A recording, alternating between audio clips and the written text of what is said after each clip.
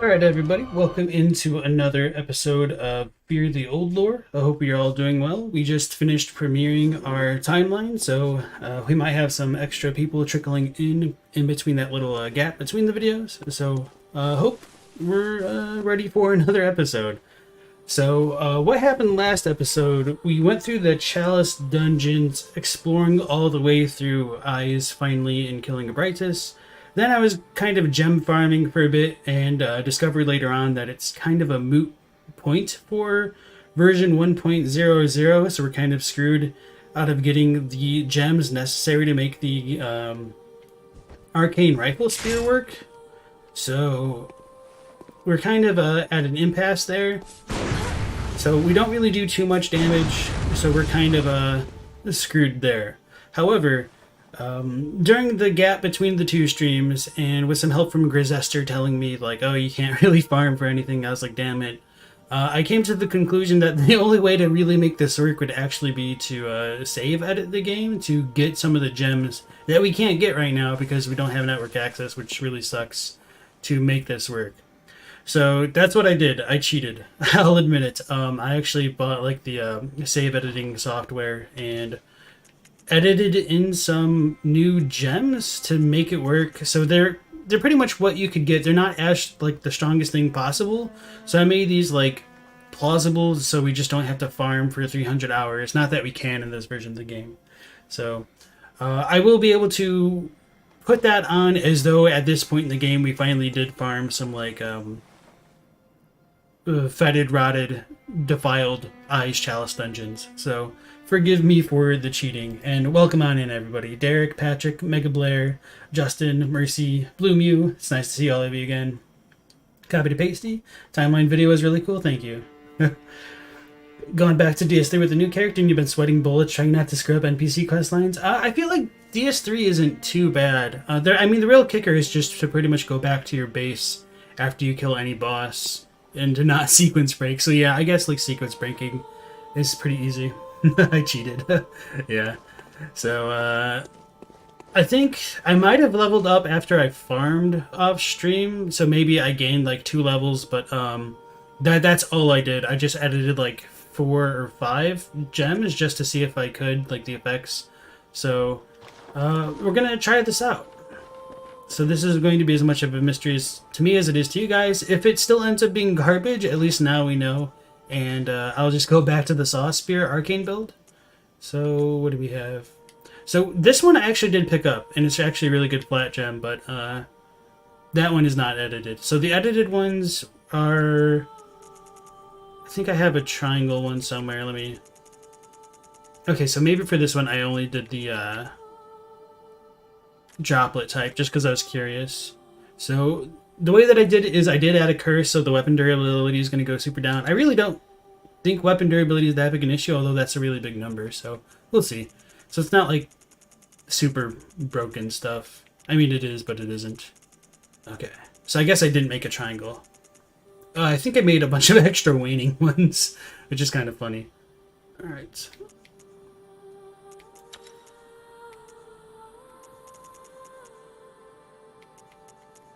Skipped it. So I'm not going to do 3 weapon durabilities down because that sounds like suicide. And I thought I made one with stamina. Weird. Maybe I didn't.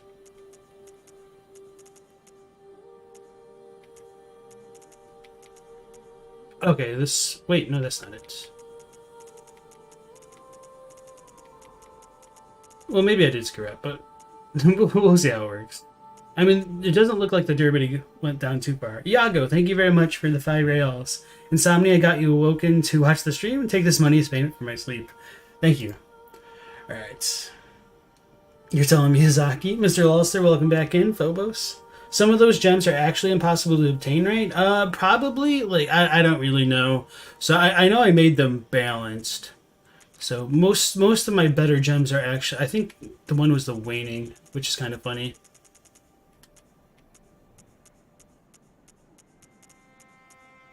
Yeah, okay, so I definitely screwed that up. But we'll see. Right. And I don't really know if increasing the weapon level will actually affect the damage of the arcane stuff, so... sorry, doll. Okay, that was a lot more, and I kind of probably missed a few bullets there. So let's go back to the Chalice dungeons. We're going to run through, like, the Hinter tombs and whatnot, because we haven't done that, the lower ones, to get, like, the Madman stuff. And be prepared to repair frequently and have a backup weapon. So we do have the main weapon, which is kind of now the backup weapon. So it will kind of work out. I don't really know if shooting so much lowers the durability, because I never really noticed it. It's just every once in a while I'll go back and repair. Did I never put in the lower Hinter tombs? I guess not. Okay. Let's remove this one. Hopefully we don't actually have to, like, farm more ritual materials later on to access Tumor Isle and whatnot. Because I think we still need tier 5s. 30% arcade damage. Durability shouldn't be a problem if you're shooting? Okay. Oh, Lucas asked, what's the save editor that I used? I used... what was it called? Like, it's the dude that has, like, the wizard on it. Save Wizard. It's all good that you added it in the items, though. It's all for fun. Not like I can go online with it anyway and you've been through the game normally before. No, I mean, I'm not, like, ashamed of it. Like, there's literally nothing that can be done. But I did want to be very clear that, like, I couldn't farm for this offline in case somebody else wants to try this out. Like, they'll probably have to pay money, or who knows, years down the line, they might have figured out a way to actually, like, patch this stuff, and the editing scene could have gone on better. Ooh, that was a lot. That's a lot. So I should probably start using some of the emergency bullets. And that little greed gets me. So we are in a earlier variant of the chalices as well, so the enemies shouldn't be too much to worry about. Okay. Off shapes you can probably get any type of, but you're pretty sure no enemy drops droplet gems. I know the winter lanterns do, but, like, yeah, the droplet one is definitely, like, hacked. I don't think that one exists. Oh. Oh my goodness, that's ridiculous. I mean, sure, this is like a depth 3 dungeon, but that's as much damage as we were doing to the beast patients that were, like, bugged out. Which now I'm curious how much damage we do to them. So yeah, this is kind of like an Arcane equivalent to an Evelyn run, but obviously it gets way more viable, I guess. Mega Blair says in their...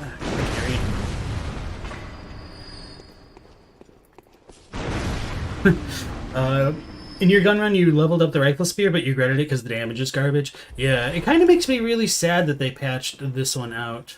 I mean, I totally understand it, but I mean, like, the Evelyn thing is still really bad with, like, the blood tinge, so why not have an Arcane variant? Probably just because it make arcane builds broken overall between like the elemental damage switching and the range. But at least with the rifle spear, like its normal moveset, oh, I guess that's not too bad transformed, is so limited that I wouldn't have minded a better version of things. Oh, it kind of looked like a door.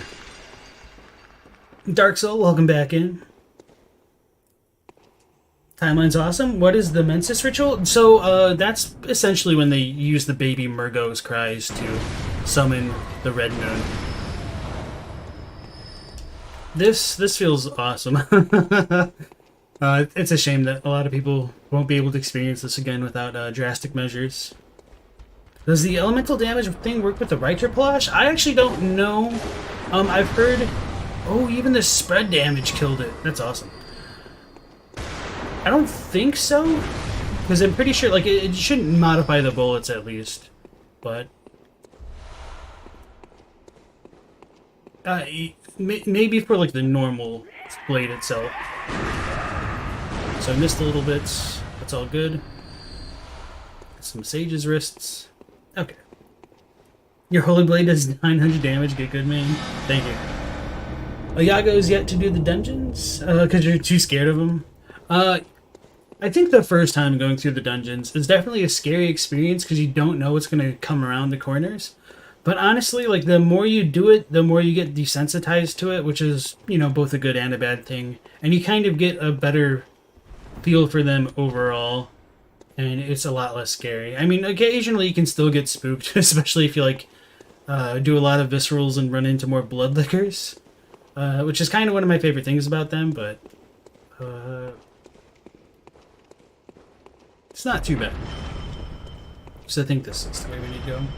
The Southern Dad build? What's your favorite weapon in this game? So for me, it's the Threaded Cane. I say that every time. I like how versatile it is, and I don't know. It's despite like just being the first weapon that I used, I really like its movesets, and you know, the attitude of being a pimp cane user. So it's the same damage in all the bullets? Yes. So I think each bullet... Where's the... Oh yeah, because this is Intertombs. Because each bullet is fraudulently or glitchedly bugged. Each bullet is bugged to get all of the flat damage. Oh, that didn't even carry him. It's so loud in my ears right now. Yeah, so this is bugged, so each individual bullet is assigned the flat damage. And since we're doing arcane damage, it's not going to do a lot to a Brain Sucker. That doesn't stun it, that's cool. Oh. We're getting this, oh, there goes our 69 insight.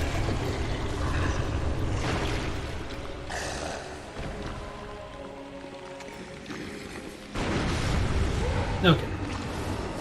This is a hard-fought battle.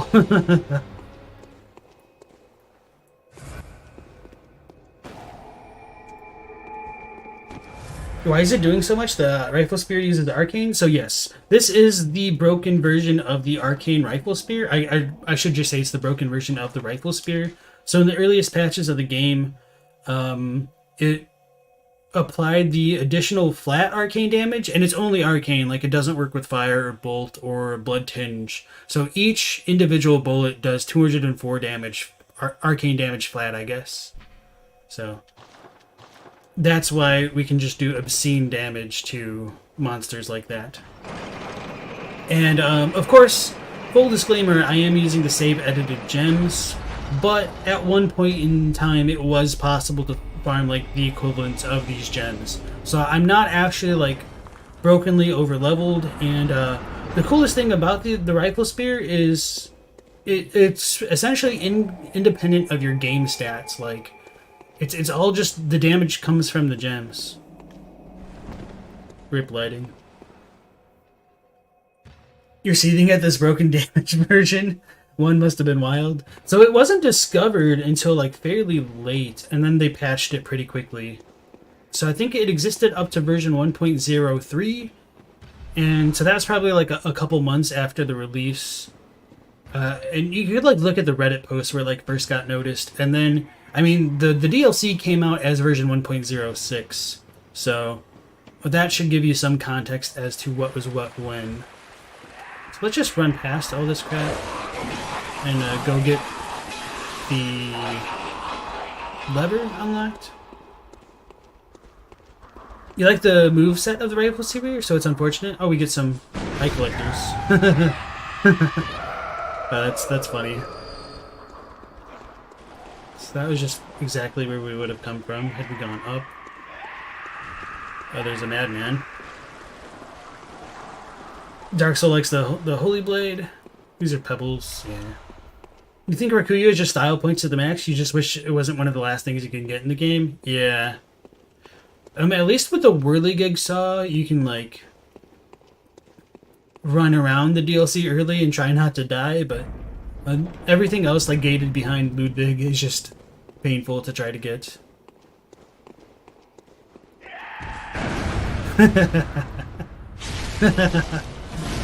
It didn't even take extra damage. That's very satisfying.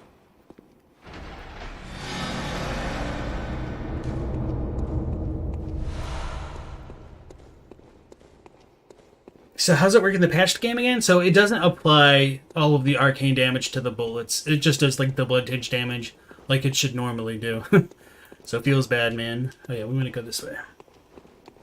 Do you think FromSoft could have done more with the Chalice dungeons? I mean, the answer is yes. I know that at one point in the development they did have planned like the boss rush mode, which could have like worked pretty well as a complementary mode or supplementary mode to this game. Did we come up from here? I don't think so.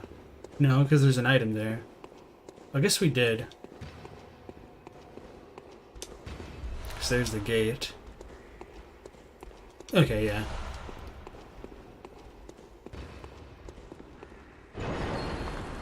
So yeah, aside from the dungeons, like, as they are, they could have done more flavor things to make, like, Eyes and Lauren more unique. They could have added a few more varieties of enemies, maybe added, like, more patrols or, like, places where more could spawn in. Oh wait, this is the boss room already? I thought he was on the third layer. Is this the third layer? Okay. So this is the Forgotten Madman. He has ACB. A Call Beyond. One of the cooler things about this dude is in the earliest versions of the game before the DLC and whatnot, people thought this guy could have been Lawrence, or not Lawrence, but Ludwig, because he uses Ludwig's Holy Blade. He's got Ludwig's rifle, and he's like a Tomb Prospector, which we do get like the Tomb Prospector from the Radiant Sword Hunter badge. And so, like, Ludwig did have some connections to Tomb Prospectors. So, if there hadn't been a DLC, like, it would be totally reasonable to make the argument that this guy could be Ludwig. So they might have just... He might have been, but they probably just, like, retconned it, I guess. So, this is a Forgotten Madman. He's got, like, the little tendrils on his back. He uses a ton of arcane stuff, which kind of goes into the whole theme of like madness, frenzy, and the arcane. So, oh yeah, let's not get shot or get. He got an escort after we shot him. We chunked half his health right there. That's crazy. Okay. And the lore about his friend, there's not a lot of concrete stuff. So he's got what looks to be the Kirk Hammer and the Flame Sprayer, but they pretty much wear the same stuff.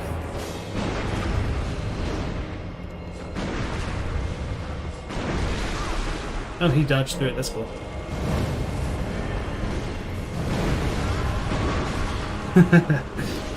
Is this Ludwig? Yeah, so maybe. It's Proto-Ludwig. He's using my own hunter strats against me. So once you defeat them... Oh, he drops an actual item. That's pretty different for a boss. Ritual Blood 3. I don't know if that's scripted. His friend doesn't. After you defeat those two, you can purchase their sets from the dream. Stasio MK3, welcome into the stream. Sorry I missed your message earlier. Akuya should have just dropped for Maria. You mean, come on. Why? You don't like fighting the shark men? Dark Soul is Bloodborne? Your name disagrees with your statement there. 1v1 me, bro. Talk that trash. What do you think the Forgotten Madman is? Temerian or human? So I think he'd be like a Healing Church member because he does have the Madman set on. So I would say human as opposed to like Temerian. Although I think he is like super pale, which does kind of show like the closer you become to like the Arcane and whatnot. Like, ooh, it lived. Hey, we got the 1 HP theme going on again. I don't know how to use this weapon. Okay.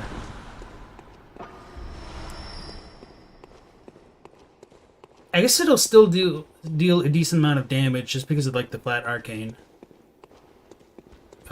with using the blade. So yeah, we did just about like 200 damage, which is exactly what our gems give us. Makes sense. The whale sharks. So yeah, once we complete this dungeon, we'll go ahead and pick up some of those items from the insight shop. Actually, now that I think about it, I don't think we got any insight from encountering the Madmen, which is pretty rare for a Chalice dungeon boss, because I'm pretty confident you automatically gain insight from encountering bosses. So that's interesting. Maybe it's a 1.0 thing. Maybe not.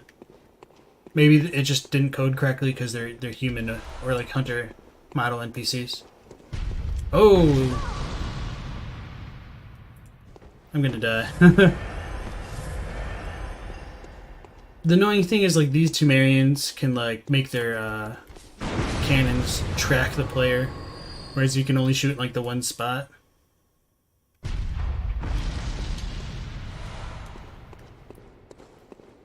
Don't know what that thing is over there. It might be like a tomb giant. Billy Deerhead, welcome to the stream. You said, a lot of people think Formless Odin is Quicksilver. You read the description for the Formless Odin rune and Coldblood do. There's another possibility you lean towards. You can go ahead and elaborate on that if you want. I think Formless, in his case, could be just like related to blood and sound. Doesn't necessarily have to mean like invisible, but that's just kind of some of the thoughts that I have.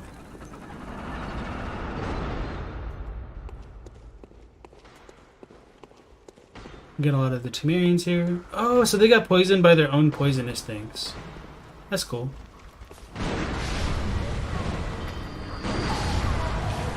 Oh!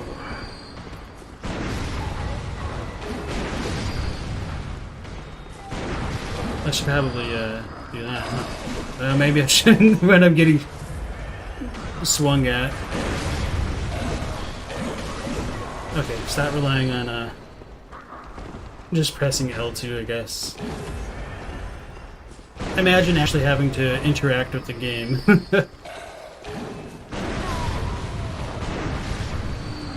This is ridiculous.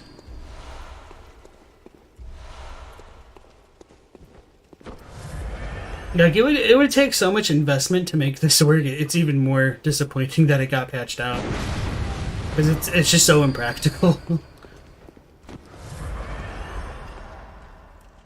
Where did that guy come from? Billy says Odin is Blood Echoes. I think that's a decent possibility. I don't like to read it that way, personally, but I don't think there's really anything that can refute it. I've wondered that myself. I think it is a possibility. I like to prefer the idea that the Great Ones were humans originally, but that's just me. Just because I think it gives more flavor to the world and more agency to the humans and whatnot.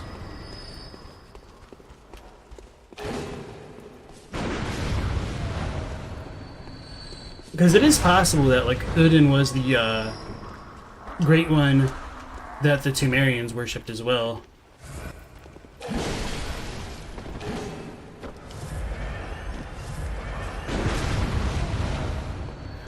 Bloodborne's now an FPS. A TPS? Third-person shooter? Well, hold on there. Excuse me, sir. And you guys said the monocular wasn't an arcane tool.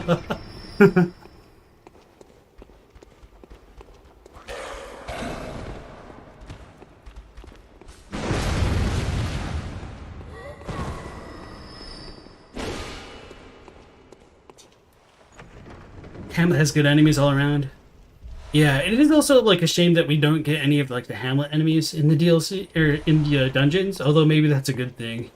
Imagine like having to face like the priests and the dogs all together, as well as the whale. Oh god, the whale sharks prowling around like beast possessed souls. That'd be absolutely terrifying. Yaga says, imagine if bosses dropped special cold bloods that you could take into the Chapel Dweller or a myriad of NPCs in order to get their weapons and spells. You think it'd make PvE more enjoyable? So I know in like the Alpha and whatnot, they had the living livers, which is essentially boss souls. So there's something kind of like that at one point, although I don't think you would get the extra skills and whatnot. But as far as like the Chalice dungeons go, I think it was a cool idea. I mean, they're experimenting with like the procedural generation stuff, so I don't fault them for the effort, but the implementation obviously could have used some tweaking. And to their credit, it's not like they tried to like force this down people's throats. It's completely optional, unless you want the platinum and you're a completionist. Then it's just a sadistic prank on you. But it's also not like they kind of rehashed the system for Dark Souls 3. They're like, this didn't really work out the way that we wanted it to. And then, I guess the trapped ones. Oh. Don't break just from rolling. This makes me happy. Not only do we like stun them, we kill them in the one shot.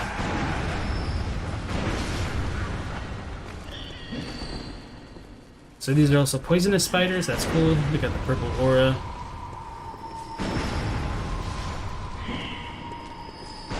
Rifle spears like a modern day do about a shotgun to dungeons, essentially.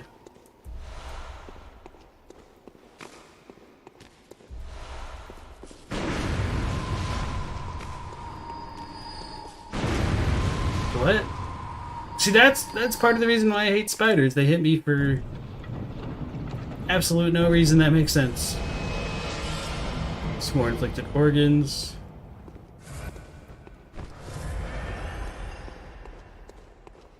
Let me go back up. Formless Odin is the camera following the player character around, guys. Come on, that's a pretty good headcanon there. I do like how a lot of people are like, oh, who's looking at the player during the cutscene in Canehurst? I'm like, who's looking at the player when you're moving around?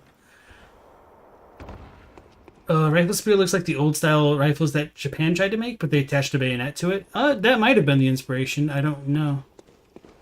Another thing is, I don't think I mentioned it, but like the rifle spears are also imitations of like a lost Canehurst weapon.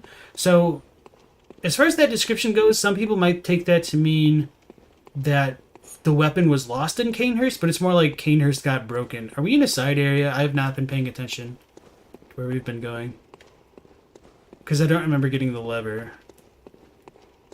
I've just been shooting things. Like a real American or something.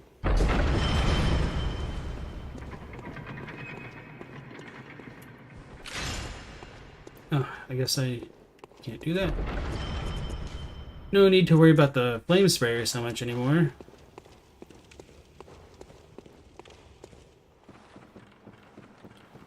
Billy Deerhead says, so FromSoft will come back and patch out this overpowered arcane rifle spear, but they won't patch in the ability to cancel out of gestures. Thanks.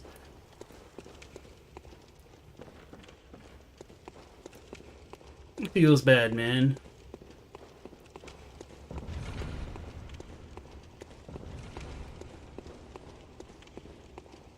No, this is a big treasure, so this probably was a side area. Wait, why would I come through a side area in this? I probably just wasn't paying attention. Okay. Dark Soul just did another DS1 playthrough. Yeah, I like DS1. It's probably my second favorite after Bloodborne. Do you think the Temerians worshipped multiple great ones? Yeah, there's also the stuff that lance unveiled that had the fishing hamlet priest potentially have an interaction with the Yharnam stone, which is just kind of a mind screw to think about. Monocular, #1 lore tool, #1 blood tinge tool, #1 arcane tool. Should probably, oh yeah, this is where we came in.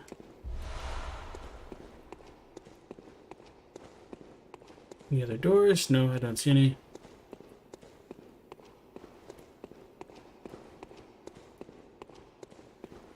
Joseph keeps wondering about that realm-like corpse in the Abritus arena.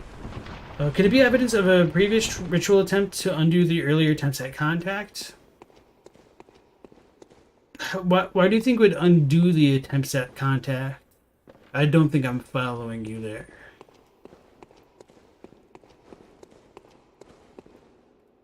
So there's treasure here, so I've not been here yet. Okay, I'm in a closed door. Okay.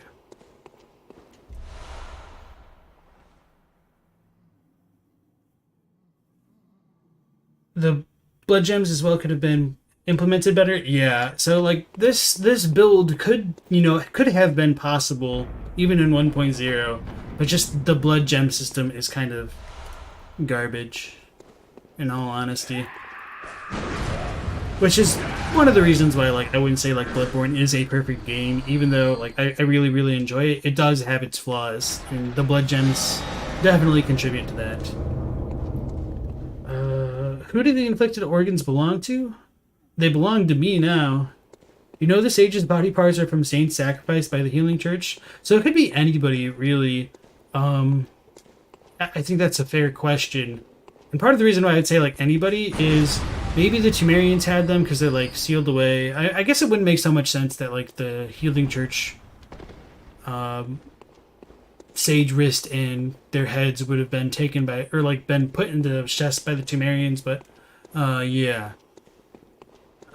At least with the eye collectors, you see them scooping out eyes, and bloodshot eyeballs are ritual materials. And inflicted organs could be something similar, maybe taken from people with ashen blood. And inflicted organs might be similar. I don't know if I just said that. Billy says you prefer the Japanese version of the handwritten scroll, which says "Seek pale blood to end the hunt." It paints the player character in a more heroic light. Maybe. I don't know. I mean, I definitely prefer the Japanese version, if for no other reason than it's clear, in my opinion, that it's written by the player, and that kind of thing. Temerian Elder. So this dude's probably resistant to Arcane. Oh. Have we fought one of these yet? I don't know. So, I'm just going to go on the premise that we haven't fought one of them yet, and I'll just talk about them briefly. So the Elders are cool because, obviously, they're Temerians, and he's got, a shape-shifting weapon, which, uses a kind of pyromancy to operate. So, as far as, the Temerians go, there's kind of an affinity between them and fire and pyromancy, which I think comes into play with, how Maria can use fire out of her blood-style attacks. It shows that there's probably a more direct lineage between the royalty of Canehurst and the Temerians, just because they do have, that kind of thing in common. But with that being said, I would almost say it's a little bit unfortunate that Queen Yharnam doesn't use, fire in her attacks as well. Because she uses a ton of blood attacks, which are really cool, but we should potentially see them on this stream if everything goes according to plan. Ooh, I don't think I've seen that attack. I mean, I probably have, but don't remember seeing it.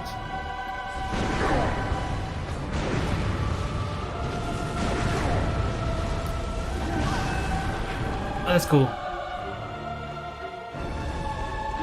He's got the scythe, or that's kind of a polearm crossbow. He gets the mace thing, which also kind of resembles the morning stars the knights can wield.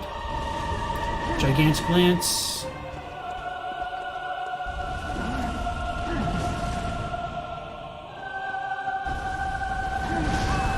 Oh well.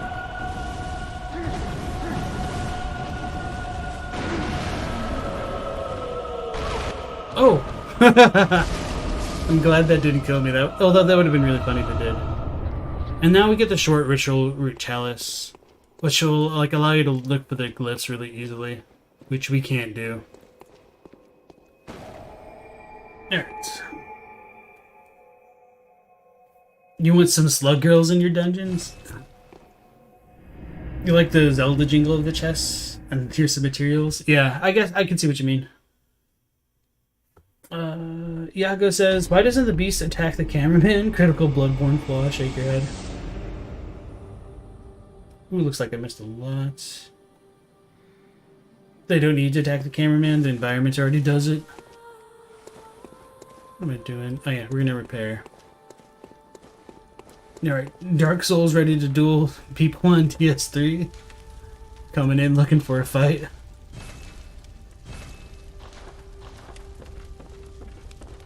I don't think yeah, we don't need the discovery runes anymore now that we've hacked the game, essentially. Ooh. Picked up the third tier of that?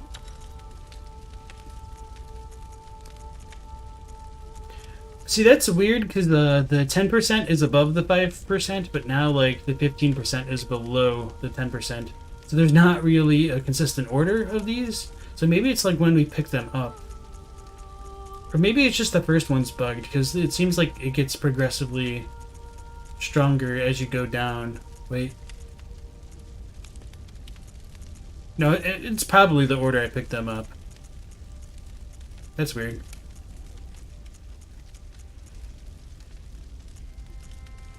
Okay. So we did the Hintertombs. So now what? We have left the Defiled Lauren, and then that'll be it? The Lower Lauren. We can't go there yet. Can't do those. Have we done Defiled? Yes, we did. Did we finish it? Pretty sure we did. No, okay, we did not. And we should probably get some more tier 5s here as well. Alright. You think the round corpses to show that time's convoluted? Can you make Rifle Spear and Riter do elemental damage in the final game? I don't know too well. Maybe like their blades, but I know not like their bullets. I don't think they're buffable with the papers, but maybe through gems. Flat gems. Organs of inflicted people? Yeah, that's how I'd read it. It's weird that this just was put to the top at first. What was I stuck on? Oh. Oh, it's probably because I've already been through part of this dungeon. That would explain quite a bit. Okay, yeah. Wait, did we pull the lever? Did we get to the boss? Let's check. Yes, okay. Why are all the materials so gross? It wouldn't be half as bad if the hunter didn't have to drink it. Billy says, Saint items are called wrist and hair, but they clearly picture a full hand and head. A bizarre inconsistency. So I think that's the Japanese one. I know for a fact the sage hair is just like the cranium of a sage in Japanese. I don't remember what the wrist was off the top of my head. A lot of more ambiguity when it comes to the hunters, non-church. Oh, watchdog. Oh yeah, and this is defiled, so it still might one-shot me. Oh, and I didn't buy the Madman stuff.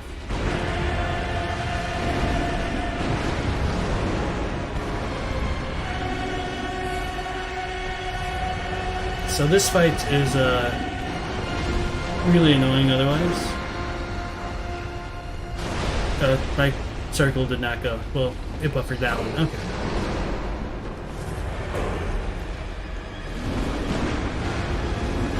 Oh. That was a really lucky limb break.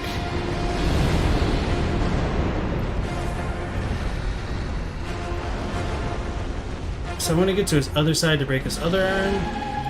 But this is good. Not when you do it that way.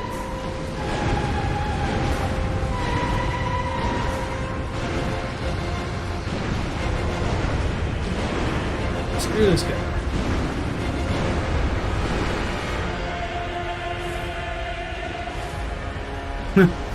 It's a big explosion. Probably shouldn't shoot him, yeah.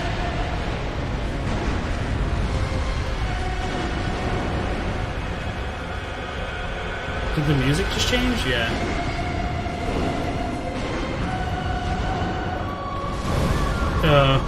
Right as I was trying to emergency bullet, took my eye off of him for 1 second.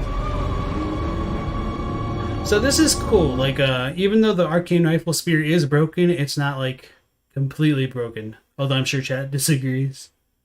He's actually weak against the arcane? The Descendant is? Oh yeah, because the Temerians are. Thank you. I'm just used to thinking they are strong just because the fire damage didn't do too much against them, which is arcane buffed. So, appreciate the correction. It's probably more akin to the flame source to the Witches of Izalith with the Elders. Like the Blash's attacks. Oh, that's probably the Elder stuff. I think Queen Yharnam uses powers endowed upon her by her baby, so that's why she doesn't use flame. She only uses the baby's inherent psychic arcane powers. You know, that's a really good thought. That could make a decent amount of sense, because she does, like, rub her belly before the fight, and I didn't pick that up. And the baby's cry is just like the arcane attacks. I got stuck on the corpses here.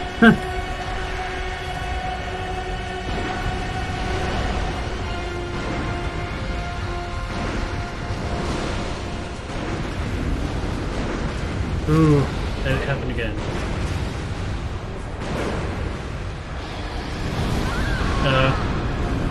That was unfortunate. I was trying to use my emergency bullets right then. As you can see, the 5 there. And it just clipped me. This is basically the prototype for the melee spells in Dark Souls 2.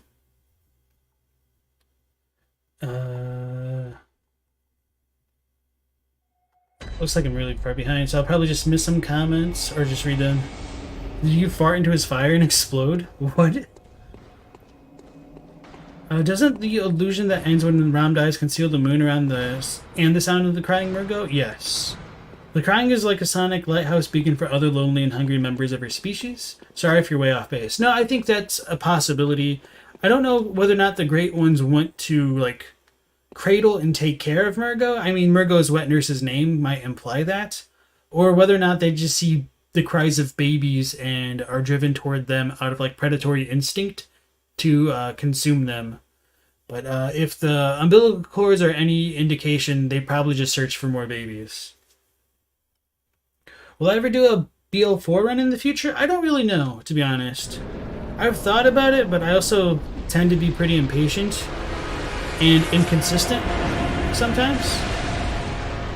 And inconsistency is like a death sentence for BL4. Oh god.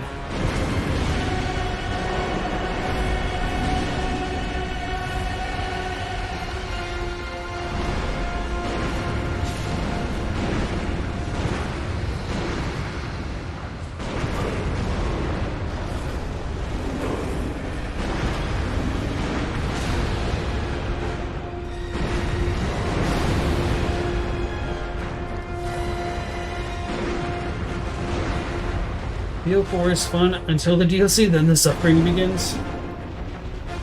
Yeah, the DLC would be extremely punishing. I mean, I've seen plenty of... Oh, I thought that killed me. Oh my goodness.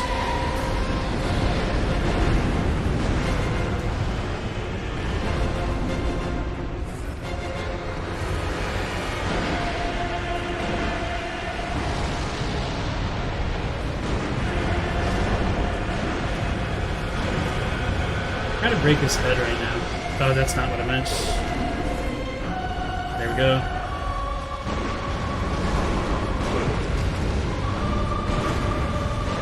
Gonna YOLO. There we go. So 3 tries against the Watchdog. That's not too bad for him.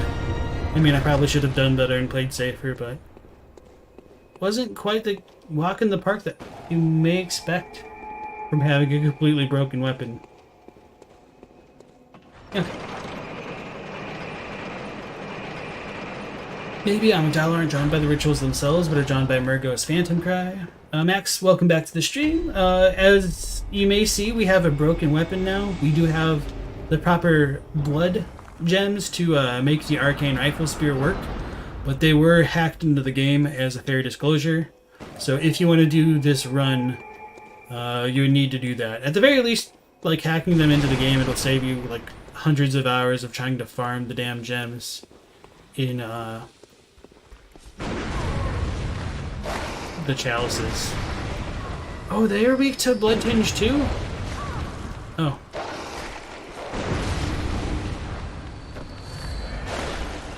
The range.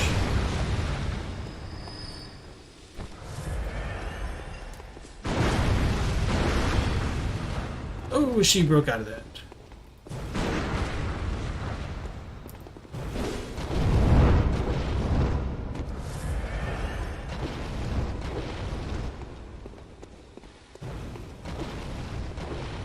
You have to drink it? The ritual materials? I don't think so, but it's kind of funny to consider. Oh god. Oh wow. I guess I should have R1'd there. I forget that it moves actually out of the way. Pyro Pontiff Puppy Power. Effervescent, welcome in. Hey LP, thanks for streaming again. Perfect timing. You just drank 10 beers and ate some spicy karaage chicken and soba, so you're gonna chill and pass out. Rifle Spear, okay? Happy hunting, peace out. Thank you. Yeah, it's going pretty well now that we've got the gems to make it work. Just need to still not play like an idiot, which is a lot less fun. Dude, I'm trying to hit him.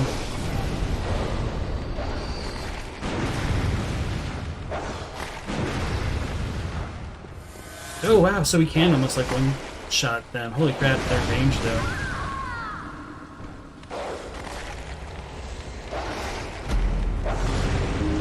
Oh yeah, need to go to the dream and buy things. I guess we'll do that after this dungeon, hopefully. You like Watchdog as a boss? You think it's one of those bosses people are worse off or missing? Yeah, especially just like design-wise, you like wouldn't expect it until you encounter it. I think that people should also experience like these demon dogs and the keepers. Oh, I was hoping my bullets would hit her too. Okay, I need to not jump straight back. Ooh. If the other one lived.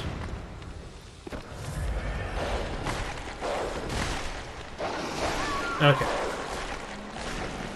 Dying more to the trash than the bosses.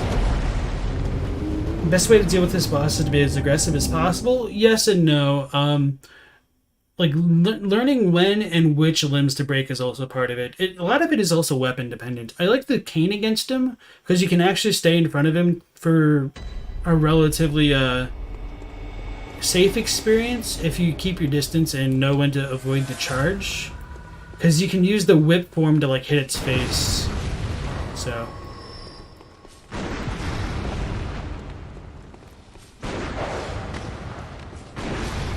Okay. Here we go.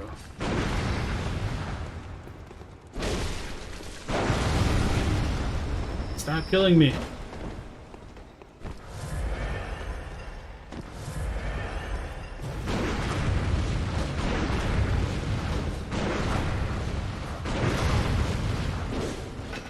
There we go, finally got her. Obviously, like, I didn't have to fight them. At that point, it's just me being stubborn.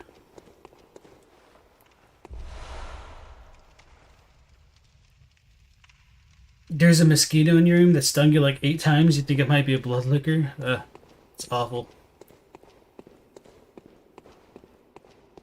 You think great ones just like the babies, yo? They probably just want to pick them up and keep them.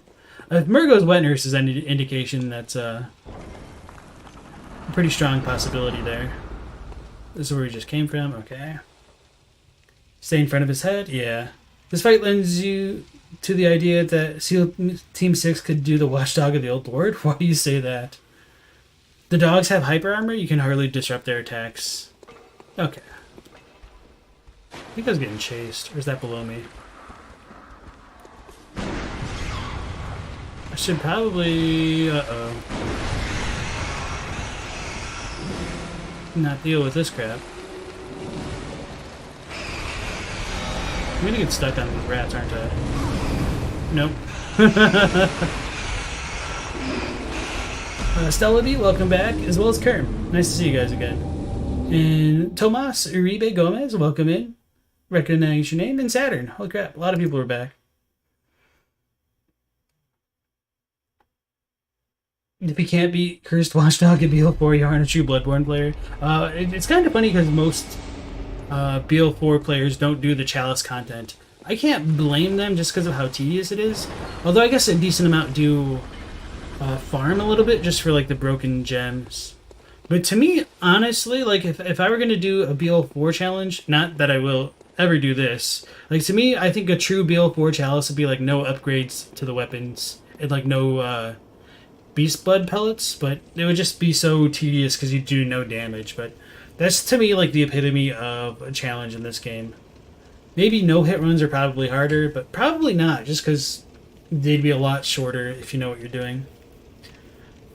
Joseph says, as for the Rom corpse, you were suggesting perhaps it's a remnant of a previous concealment of Murgo's cry. Okay, I see what you mean. Abritus could have been a human involved who returned to dispel the post-transcendence. I don't think Abritus would have dispelled it, just for no other reason that it's called, like, the Altar of Grief, and it, like, rewinds time. And she's described as, like, crying in the Rose Marinus description, essentially.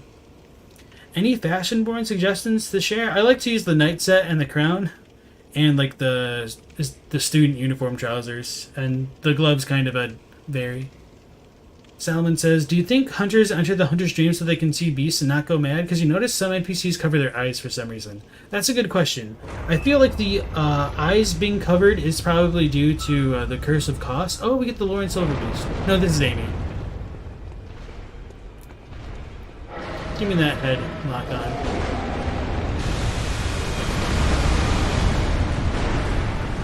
Holy crap, that damage that I did.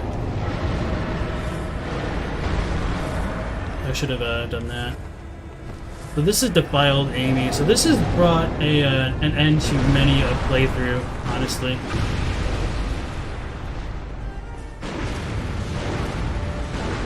I figured that would be way more damage than me actually aiming for that, or going for the visceral roll. I didn't see where it went. Okay. And so we're just going to speedrun. I guess one thing to point out about that amygdala is it's different than the one we encounter in Nightmare Frontier. And one of the differences to highlight is this amygdala, I believe, bleeds gray, and the one in Nightmare Frontier bled red. Although the back, like, wing-type arm blood is still going to be red for both versions. But it's just kind of a weird inconsistency that I've noticed. Which is kind of hard to reconcile. Kermit spent a few hundred hours farming blood gems. I believe it. Purple Raven, welcome back, and thank you. Might as well do a bare fist run. Yeah, I've thought about it. Patrick says maybe they cover their eyes to hide how beastly they've become because the Black Church hunters would kill them. So apparently in supplemental materials to the game, it says like specifically that people project their own beasthood onto others. So they might want to cover their eyes because they might start to see other people.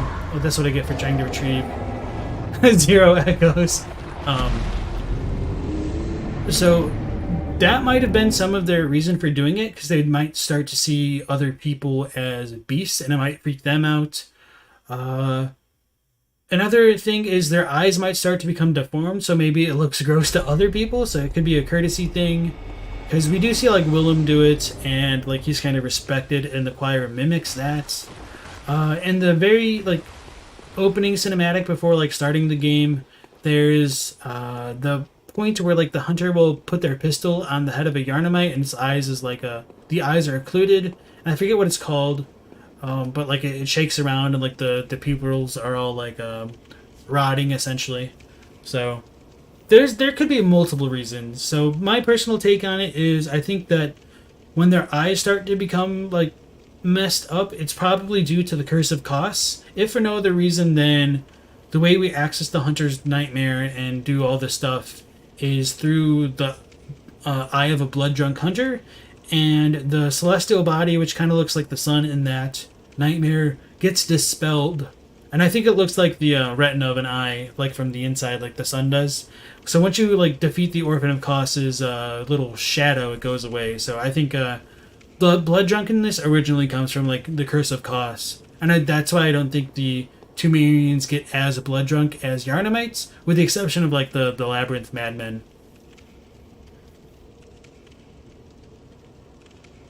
You said BL4 not no upgrade or anything. BL4 on Cursed Watchdog just means a definite one-hit kill.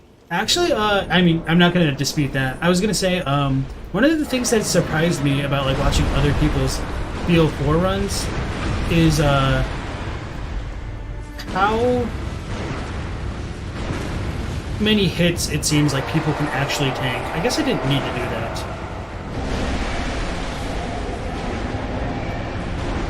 Alright. Okay. Oh, I didn't show off its blood. I got too excited to shoot it.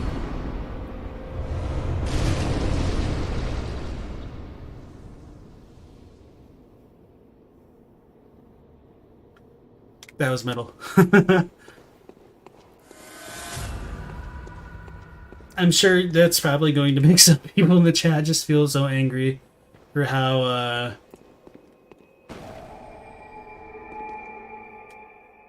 easy that was. Because that boss really has ended a lot of runs. Because it's so much stronger than the Nightmare Frontier version. Alright, let's go repair our stuff. Why do these greater amygdala look smaller than lesser amygdala you can't fight?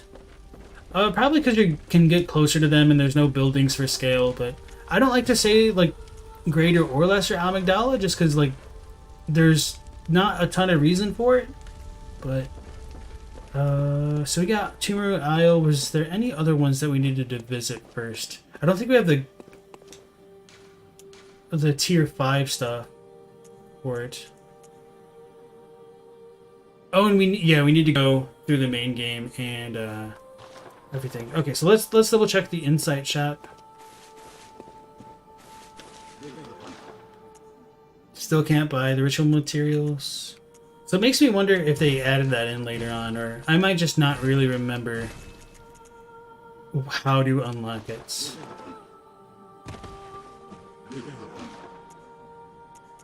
Tier 3, okay.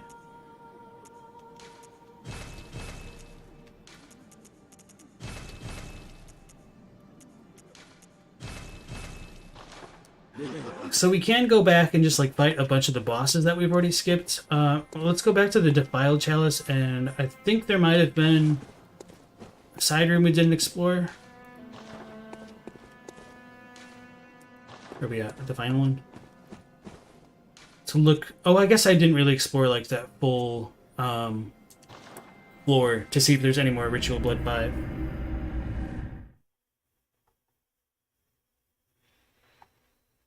Great boss fight, so tense. Before Sleepy White Goo Chalice and False Death Chalices were discovered, if you before BL4, you'd have to do the Cursed Watchdog. Yeah, before all the save edited chalices were a thing. Let's skip that for now. Are there two types of amygdala, the lesser and the one with the tentacles, and the one with the greater amygdala? That's kind of more of a fan designation. There's nothing official about it as far as I'm aware. The amygdala arm says like there's smaller amygdala that exist, but I don't really think it means that there's true like greater and lesser ones. It really just means like smaller and bigger ones. I can't see the other one. Where's it at? Too slow.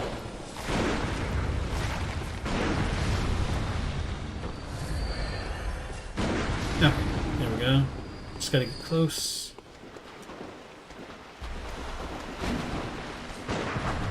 So there's like a little bit of a delay on the rifle spear that I'm not used to. Compared to... Oh, that was weird. Compared to like the actual like hunter's pistol. Okay. Thanks for the GGs. Billy says, the Moon Rune says great ones are sympathetic in spirit and often answer when called upon. You think with all the suffering in Yharnam praying for an end to the hunt? So it doesn't really mean sympathetic in that, like, sympathy. It means that it will respond to things coming out. So that's just kind of like an alternate meaning of the word sympathy. Sympathetic. That we don't use too often in like standard day English. But maybe it could also be more regional, I don't know. And there's also the possibility that the moon rune could have meant the moon presence specifically, and the localizers might not have known if it was singular or plural for, like, the Great Ones of the Nightmares and whatnot. Which I don't really fault them for, because even, like, with all this extra context of, like, playing through the games, I still don't think it's, like, super clear. Abritus is broadcasting knowledge of pale blood to outsiders to come in the hunt. I would disagree with that, although I don't know if you're, like, how serious you are about that. Because if that were true, I feel like the choir might be more incentivized to, ooh, we lived, to put an end to things, but we don't really see that too much.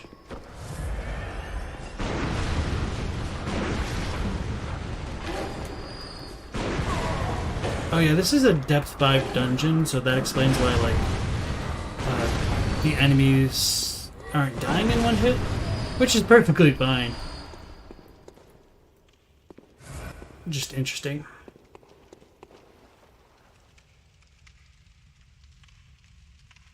Effervescent says, here's a lore question. Who or what is the watchdog actually guarding, considering every boss in the Chalice dungeon is basically guarding something? So, according to, like, the Firekeeper set, they're guarding the slumbering of the Great Ones. And so, which Great One specifically is a... Damn. Is a good question.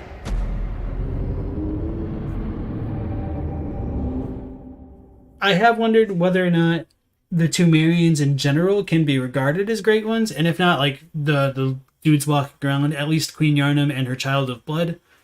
But I'll probably get to that more later when we talk about Yharnam and stuff like that.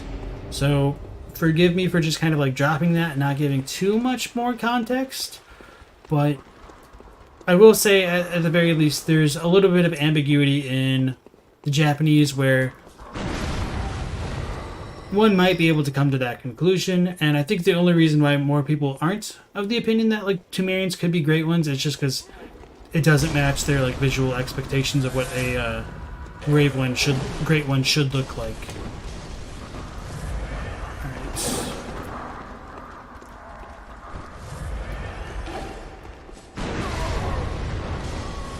Oh, he can, like, chain grow them. Oh god, I'm dead. Oh no. I lived.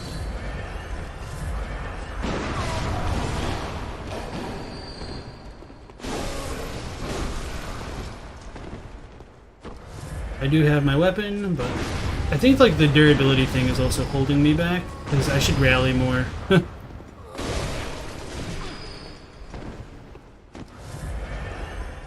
I was gonna say, I really don't know the timings for my attacks. I forget that one has poison. But that was a cool hook attack we got to see close up. Dark Soul says, the lore guys go overboard. From Software doesn't place everything into lore. Yeah. I don't disagree with you, honestly. Brant says, the boss fight almost ended your friendship with the Old Lord. Alright, I'm probably gonna have to scroll in. Gabrielle, welcome in. Your theory is the sun in the DLC is Gehrman's blood-drunk eye because after we defeat Koss, the sun is gone and Gehrman sleeps peacefully, which makes you think that what happened in the DLC was Gehrman's dream. You're not the first person to believe that either. I think it's a fair... Ooh, wow. A fair interpretation to make. But the only thing that, like, comes into question with that is if, like, Gehrman's in the nightmare already, or, like, the hunter's dream, like, how did we get his eye? Did we pick up, like, his waking world eye? Not to say that that couldn't be the case, it's just kind of a funny.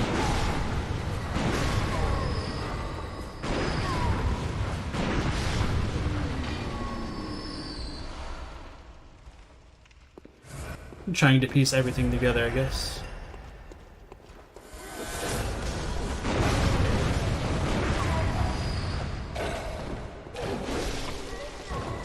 Okay, so that's that attack. Blood Rain looks cool on screen. Phobos said it had a premiere today. You've been so out of the loop with so many things recently. Yeah, so we just premiered a new video right before this stream. So it's about the timeline of Bloodborne. It's a pretty rough overall, but I think it's a pretty fun thing to look at. And hopefully you'll enjoy it. Extra cautious of that dude after getting one shot by it. You stare at the moon too long and its tides will tug the nightmare to swell the surface of your eyes. Elda says it's not sympathetic as in altruistic, it's sympathetic as in they can be communicated with and can make deals. Yes. It's a trap.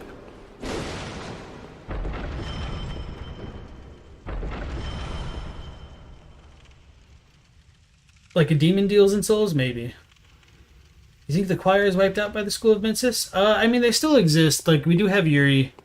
And there might have been choir members in the orphanage that just got. We don't really know, though. They could be the Scourge Beasts. They could be the Brain Suckers. Wabbit says, so is this Arcane Rifle Spear at fullish power? Pretty much, yes. Like, there are potentially a few other gems which could hit, like, 72%. But I think the chances of getting those... Or 72 flat damage. But I think the chances of getting those are so astronomically small. I didn't want to, like, break what was completely plausible to get. So this is pretty much like the best case scenario, and would have taken like probably hundreds of hours of actual farming that we skipped. And also welcome to the stream.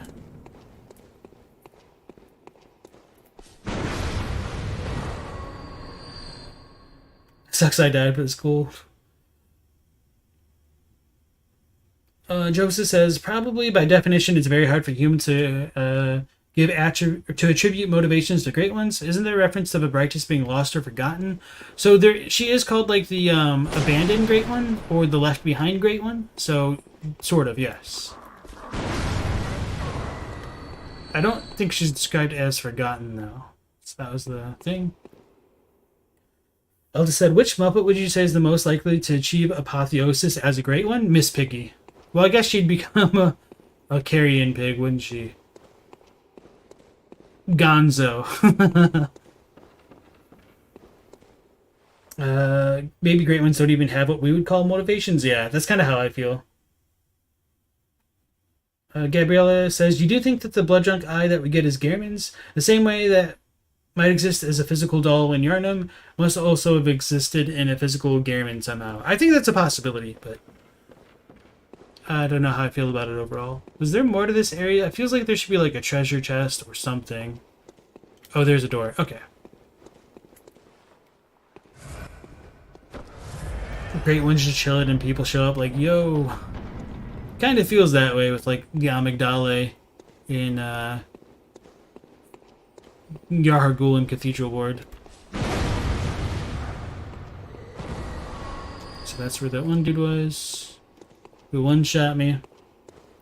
Mega Blair says, you think the eye belongs to Lawrence? With his skull cracked on one eye socket and him bleeding lava from the same socket on his boss fight. That's also an interesting idea.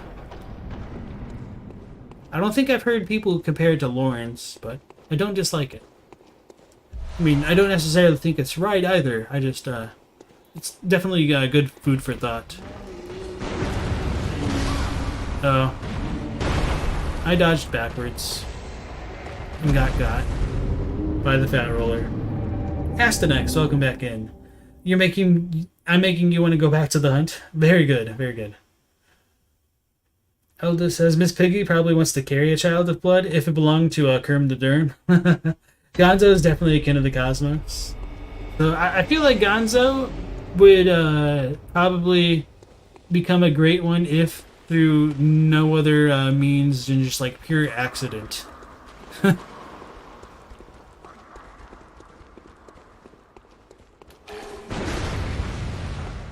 And be the greatest cosmic joke of all.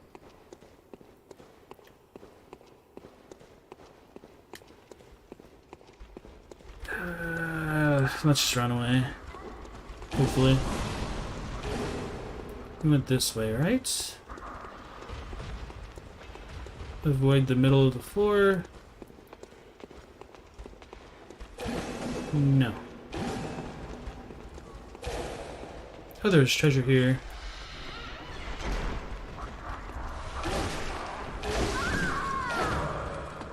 I guess I can't roll for them. And there's no iframes on actually picking up the weapon or item, just the opening of it. Okay. Joseph says, a Brightest abandoned by the moon presence? So it was a possibility in the internal files at one point. She was called like the bastard of the moon. So she could have potentially been a child of the moon presence. But I think that might have gotten like actually cut. It's hard to say for sure.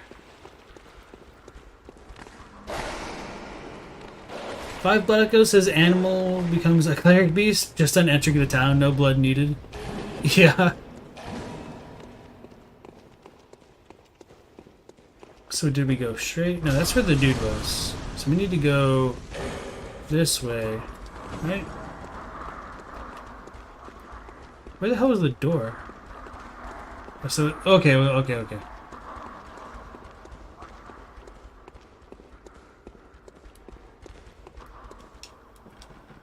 Proboscis of Gonzo? What are the blood drunk eyes just from some rando? It's a very strong possibility, actually.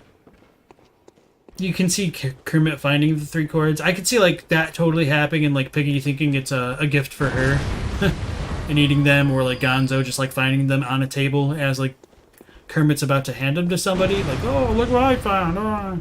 And then it just doesn't work out. And I guess apparently that's my Kermit impression.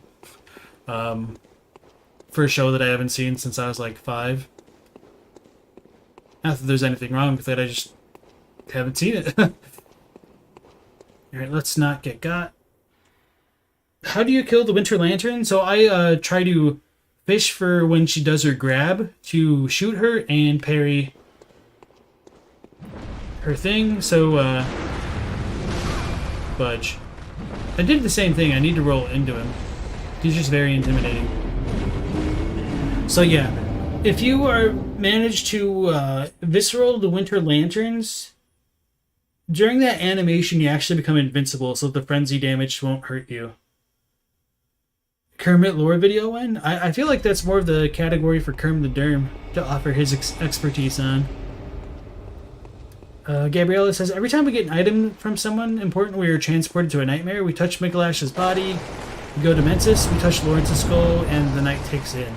Yes and no. I mean, depending on how you want to look at like all of the Madman's knowledges. We don't necessarily teleport that way. The old Hunter Bone, we don't teleport directly into a nightmare, but it does give us like an extra skill. So I don't really think you're completely off basis there. And there's also like a bunch of corpses we can interact with that doesn't happen too much with. So like one of the bigger ones which springs to mind would be like the password Gatekeeper of Bergenworth. Or even like Willem, although like he's still alive. But it isn't like every little thing, but I do appreciate the thoughts though. I think it's important to ask those questions, even if they like don't always work out.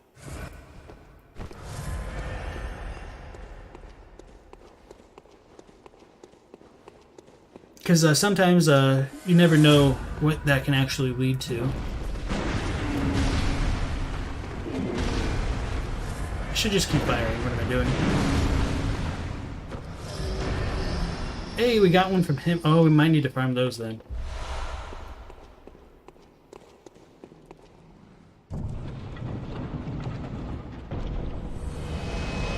And as Mega Blair points out, in order to survive the Winter Lantern's easier if you get rid of all of your insight and wear like the Jura set, you will gain a lot of frenzy resistance, and you wouldn't even really need to fish for the viscerals at that point. You could probably just kill them straight up if they don't grab you. Uh-oh.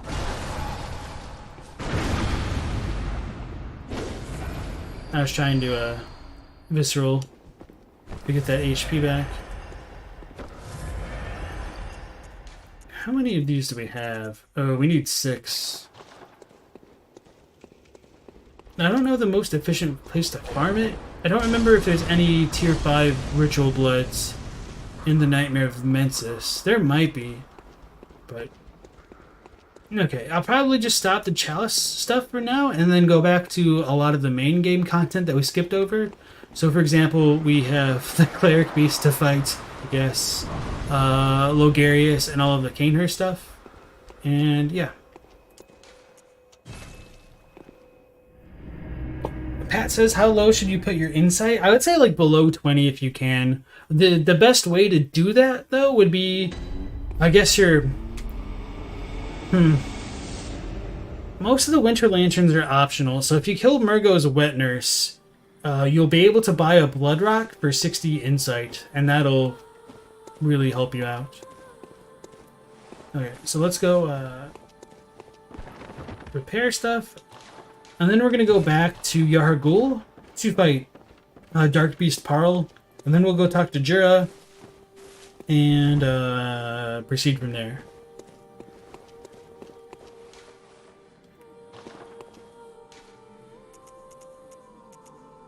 So this won't work?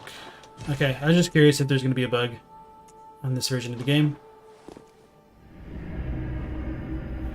I didn't mean to go to this lantern, but it should be fine.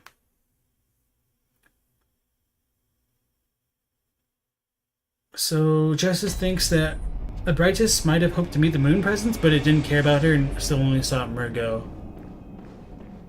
Okay, I think I know what you're starting to get at now. I would probably need to think about that more.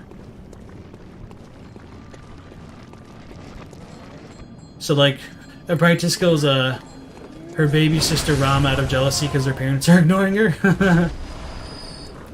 I guess I could have shot those first.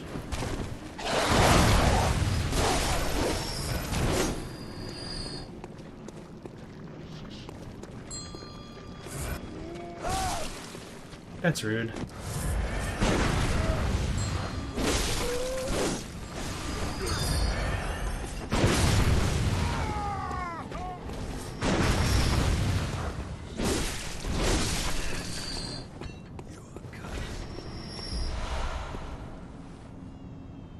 What do you think would happen if you didn't silence Murgo, but you didn't know what, but you gave it to the Moon Presence?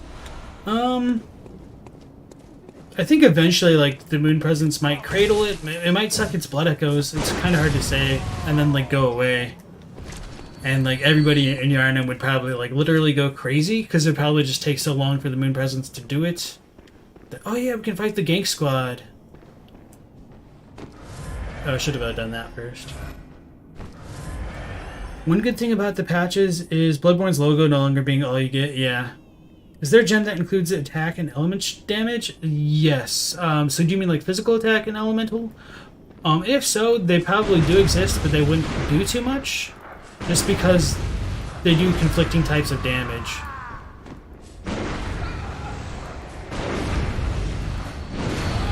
Screw your Gank Squad. I should have recorded this just for the hell of it.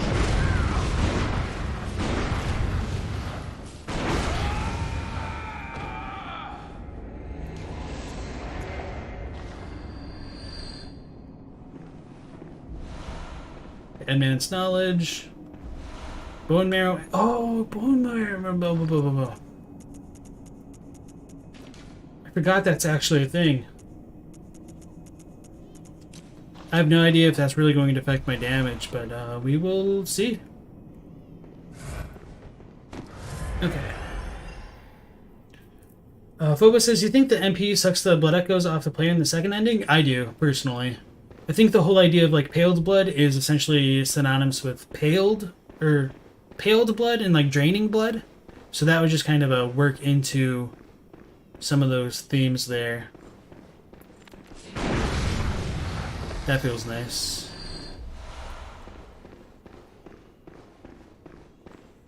Alright, I guess I should talk about some of the lore here, but let me catch up with you guys.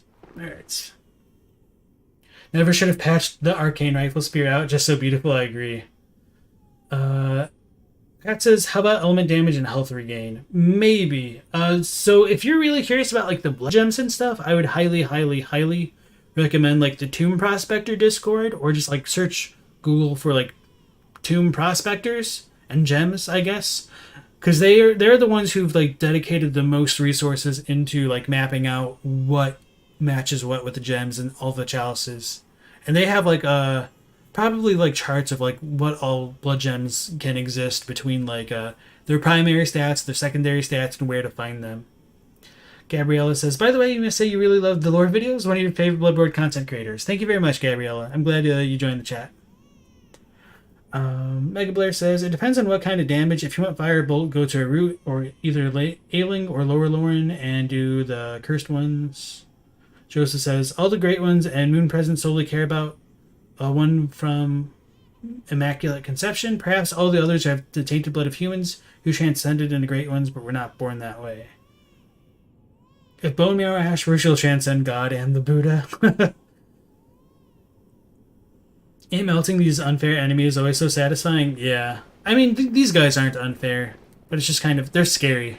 So, it's super satisfying. Oh yeah, I was going to talk about the lore. It's super satisfying to just end them in one shot. Granted, like, going through the chalices and pretty much, like, being able to kill, Abritus is enough to just be overpowered for this part of the game anyway. So it's just kind of funnier to see it like broken in a completely different way for me and being able to experience it firsthand.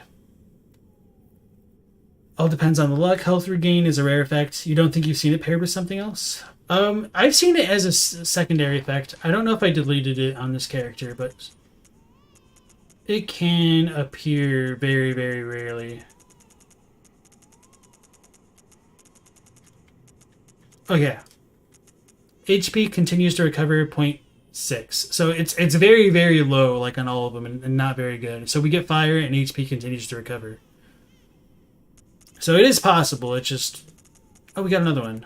HP continues to recover +1. So for me, like, the HP regeneration just isn't really worth it. Although I have wondered if there's a way to, like, make the Chikage not drain you with some of the secondary effects like that. And yeah, as Billy says, unless you have like the PS Plus feature, some of those tips are going to be unviable. Just like the Arcane Rifle Spear build, without save state editing. Alright, so coming into like Yharnam the second time around with the Blood Moon out, we no longer hear like Hail to the Nightmare.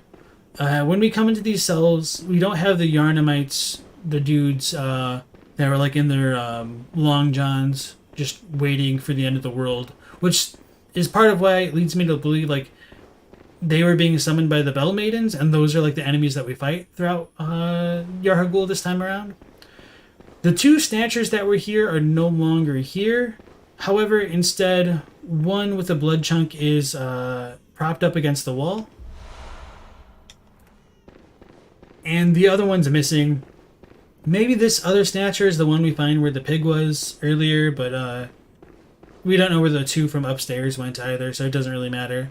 So one idea that I've had in relation to the Snatchers is maybe for some reason they got fused into their corpse beasts. Maybe like the bones in the their bags and body parts and whatnot, their victims, combined with them to form these grotesque amalgamations. Maybe not. Maybe the School of Menses had been trying their hand at reconstructing dead bodies like Frankenstein,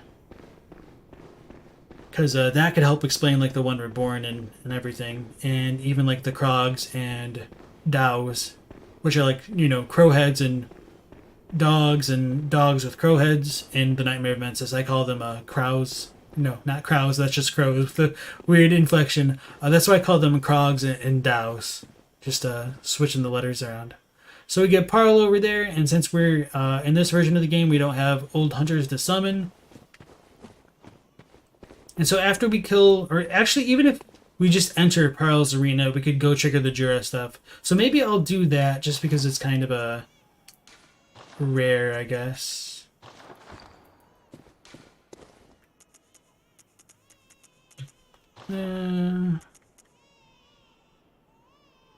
Guess we're not going to really use that so much anymore. So let's put on the bolds.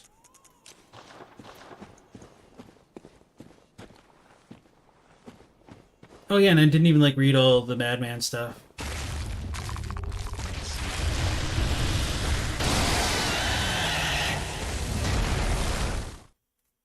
So we're gonna go back to the Church of the Good Chalice to show like how the Jura questline is weird.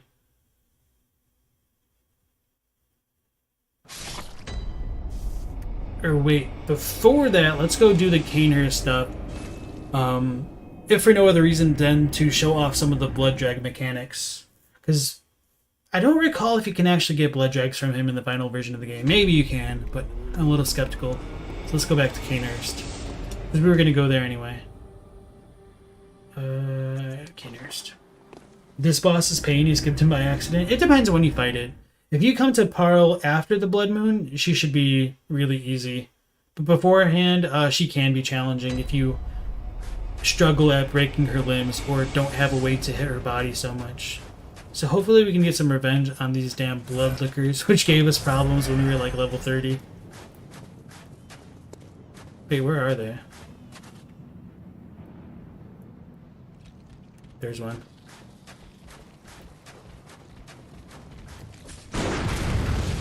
Ooh, that's satisfying.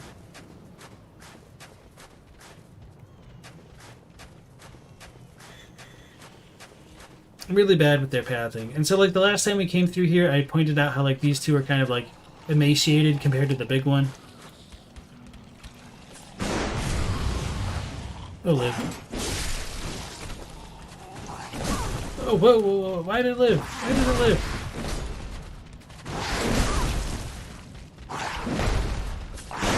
I was firing here.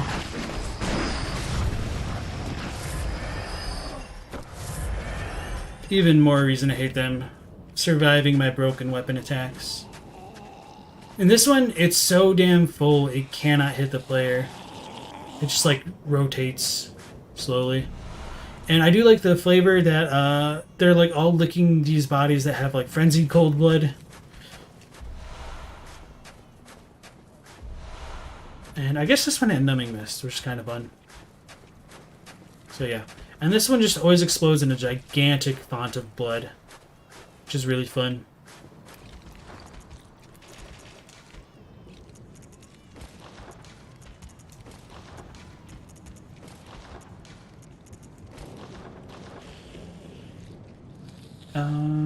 Are there any bosses that the Shaman Bone Blade works on? The Sharks? Probably the Merciless Watchers too.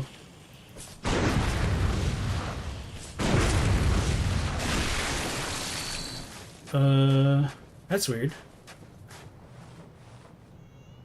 My skirt's completely drenched, but not so much my upper half.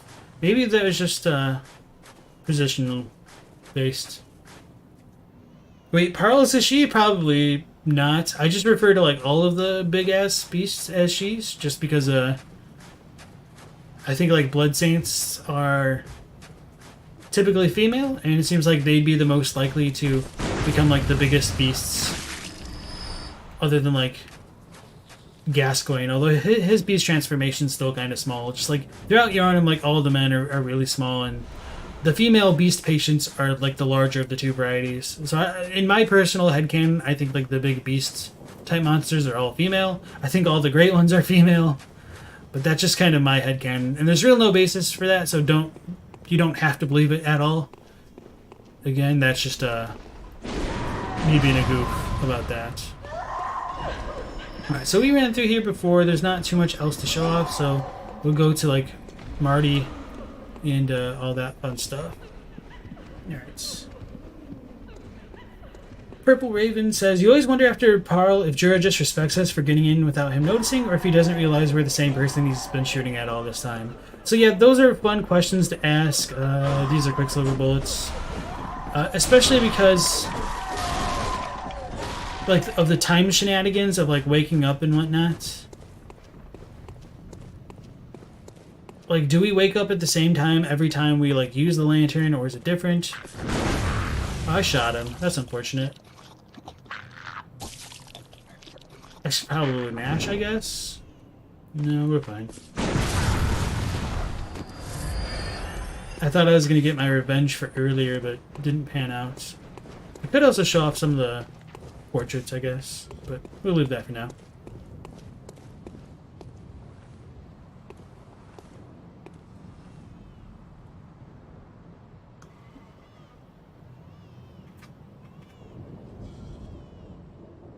I'd never really noticed, like, he's got kind of elongated canines. So I think this dude's, like, on one of the portraits in the dining hall that we just kind of skipped. And I'll probably just go back to show that off in a moment here.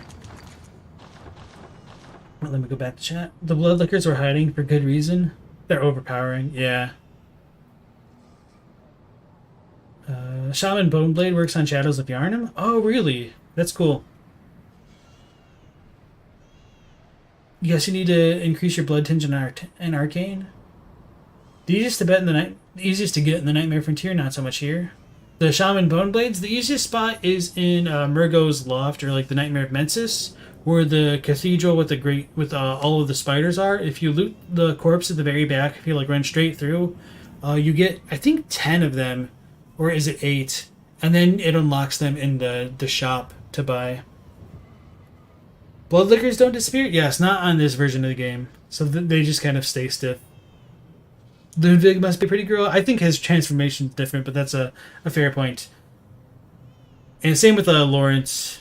I find those two to be like exceptions rather than the rule, since like Lawrence is the first purveyor of ministration.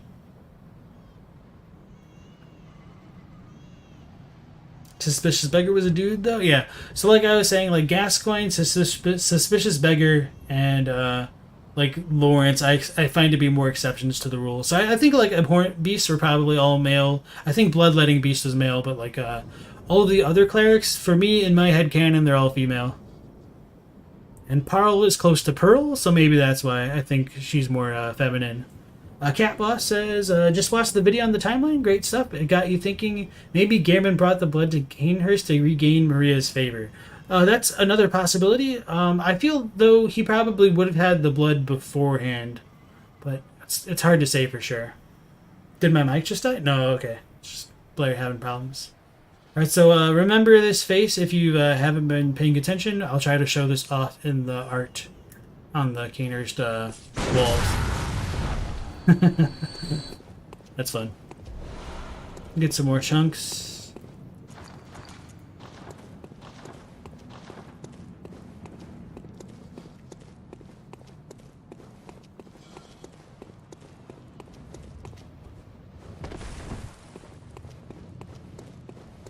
And we'll find all the women there crying again.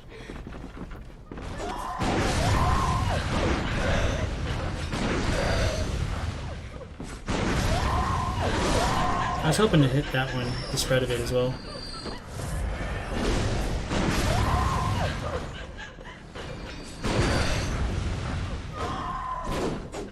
Double death.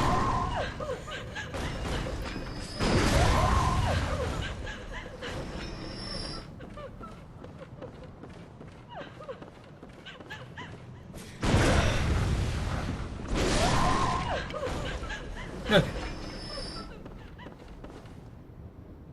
We got some people crying. Maybe that's outside still.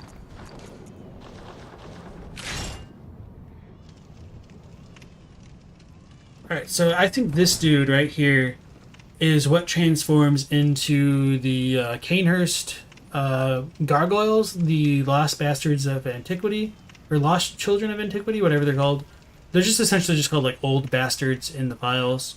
The term bastard there is kind of meant more like literally like an illegitimate child, so maybe a child that's lost its parents. That comes up a few times in the game, so like the idea of childbirth is important.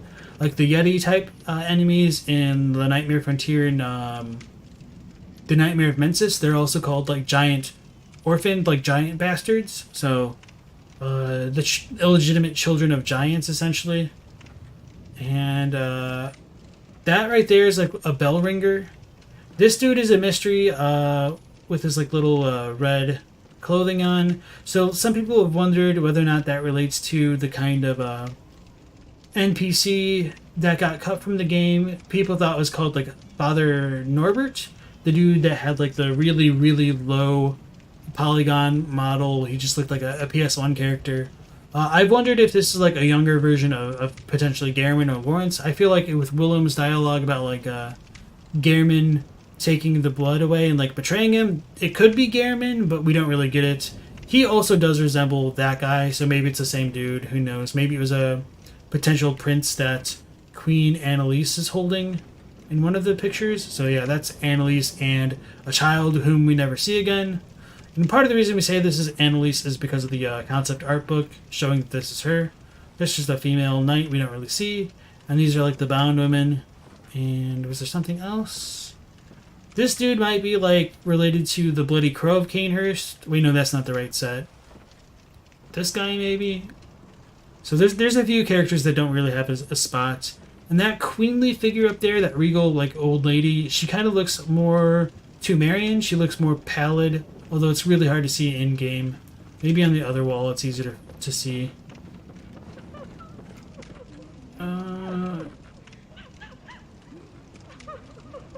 It's really easy in the concept artwork book, but she looks more like a traditional style vampire.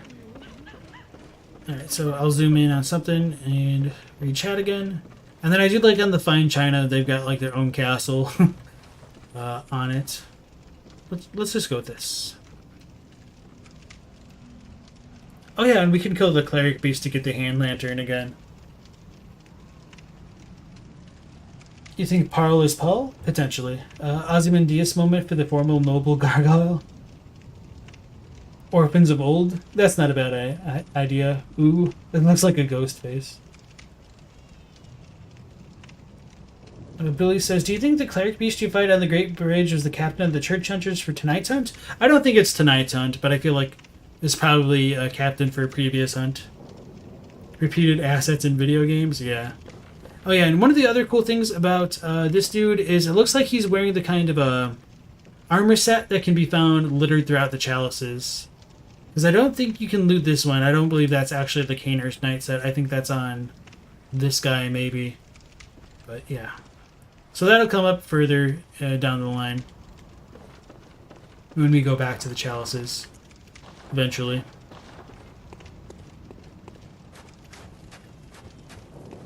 Derek says, hey LP, not lore related, but have I heard of Bloodborne PSX? Yes. People are building the Bloodborne in the style of a PS1 game. It's pretty interesting. I have heard about it, but I haven't kept up with it too much. So I've pretty much just heard about it, and that's it. 20 twins. Astanek says, you think the betrayal spoken of was just people leaving the school at all? Provost Willem said that as Lawrence was leaving, betraying him by choosing blood over insight. Maybe. I don't know if you saw like the recent video, but I did like play the clip of Willem most likely telling Lawrence that he's betraying him like Gehrman did.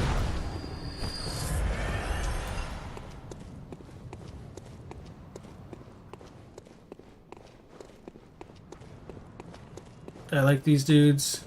The Cane servants wielding like the right to palashes, but I don't think they shoot out of them. I think they just do like their fencing style stuff. Their decadent, blood-stained combat art. That's just kind of funny. Don't bring a knife to a gunfight.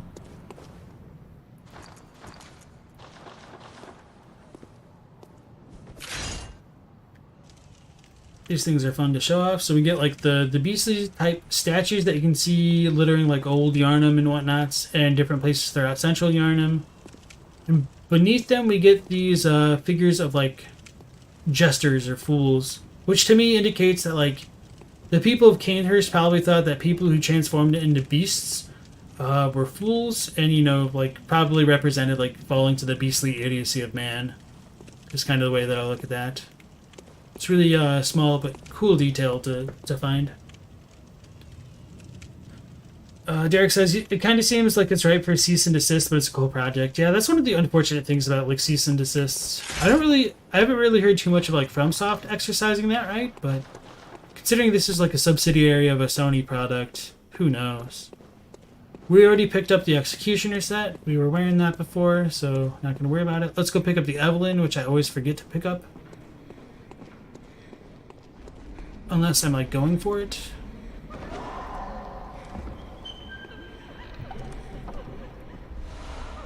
Why is he going up the stairs? That's different.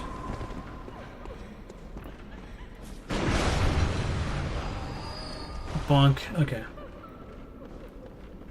You think Gehrman betrayed Willem by leaving? Well, unless he betrayed him by bringing blood to Canehurst. And we will talk to Alfred later. We'll do that once we get the invitation. Trying to decide if I want to go outside. Walk run through that way. It won't matter. I already unlocked the shortcut. What am I doing? Yeah, I may as well go and show off like the kin, cold blood, and whatnot. Not that it really matters too much.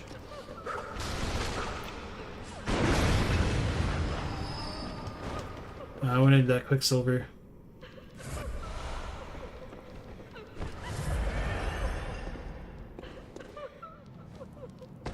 You got the crying woman inside. The dude's gonna fly down from like way over there.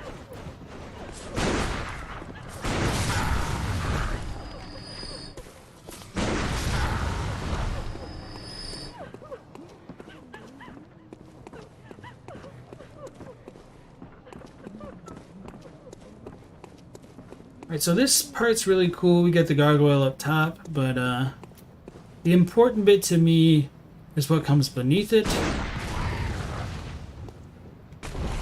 Well, that's not what I intended, but I'll take it. Let's ragdoll him off here.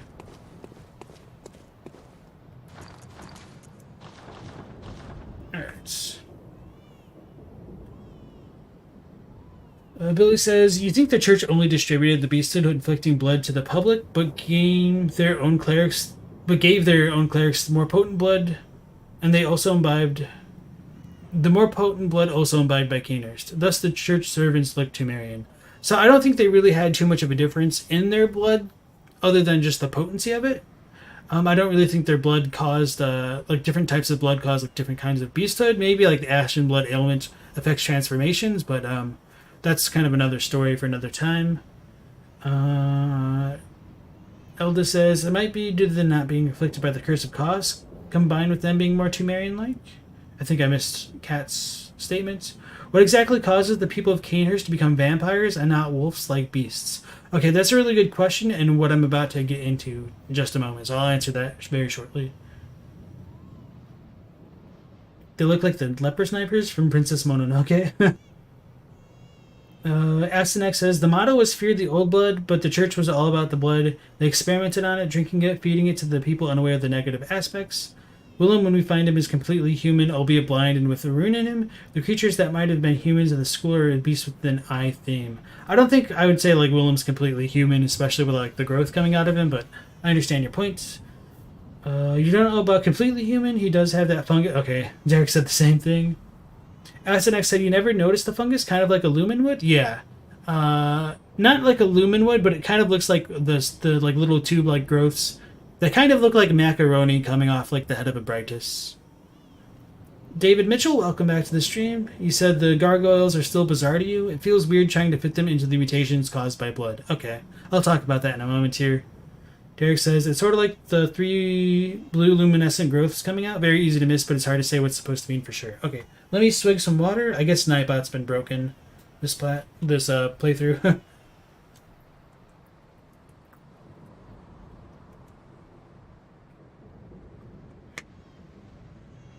Alright, so this is kind of one of the cool things to show off. So a lot of people like to say that Rom must not be a great one because she only drops kin cold blood. But I feel like if you take that to heart, where enemies drop the kinds of blood that they have, you might end up like cornering yourself into this belief that like the cold blood defines the organism that it comes from. And one of the reasons that becomes problematic is when we get to places like Canehurst, we can find corpses that have kin cold blood on them. And in Tumaru Isle, they also have corpses that have Great One cold blood. That might be worth examining. So, when we look at the kin cold blood description, it says...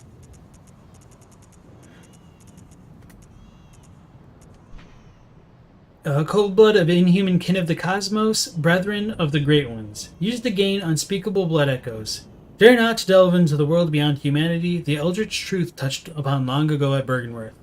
So, if we took this literally, that corpse there was a inhuman kin of the cosmos, he would be essentially on par with Rom, the Baku spider, even though her trophy description does say that she is a Great One.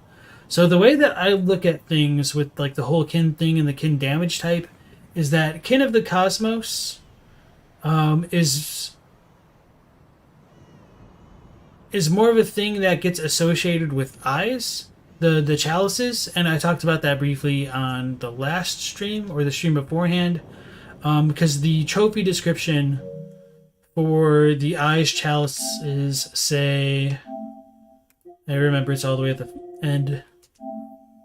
Acquire the great chalice of eyes that seals the home of the cosmic kin. So I wanted to double check the English description of the cold blood here, because I didn't remember it saying like kin of the cosmos, but it very well could, which would kind of be annoying. But okay, so it does say that in the latest version of it. So at least for the Japanese, it says that it's a dead blood of inhuman kin connected to superior beings. So it doesn't say like kin of the cosmos. It's so that just is probably a little addition by the English. Maybe the description got changed, because that wouldn't surprise me. It's happened before in the past. So at the very least, the Japanese doesn't say like kin of the cosmos, and part of the reason why I'm stressing this is I feel like kin of the cosmos is more specifically related to great eyes because of that trophy description, and they're all related to invertebrates and phantasms and abritus. And I talked about how like the pearl slug gets related to that. Clear signs of the left behind great ones is most likely a reference to Brightus, the left behind great one, as according to the augur of Brightus, and all that. So yeah, if you want to say that Ram is only kin, I feel like you'd pretty much have to say this dude's a kin as well, and the Tumerians down in the chalices must be great ones then. So that kind of gets problematic if you want to go that route. But there might also be reasons to say that the Tumerians are like great ones as well. So I'll just leave that there for now. Billy says Logarius imbibed Canehurst's forbidden blood in order to make himself immortal so he could guard the Queen Annalise forever, hence his taller Tumerian appearance. Well, there's also the possibility that drinking enough of the blood can still grant you the power to transcend some aspects of death. Like when we look at the bound women of Canehurst, they are the way that they are, like they're dead, or like they're living even though they're dead. The Yharnam stone mentions like even though her body is destroyed, her horrific consciousness still lives on and it's just sleeping. So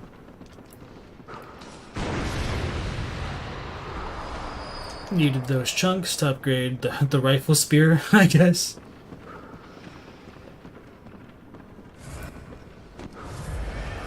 Mega Blair says, LP, do you think Alfred regrets getting to Annalise after learning the secret, or do you think he knew the secret of her immortality? I don't think he regretted it. I don't think he even knew, which might also call into question, like, how much knowledge of the executioners he really had. But we'll talk about Alfred a bit more in a little bit once we do the Logaria stuff and become a vile blood and whatnot. Got our wig.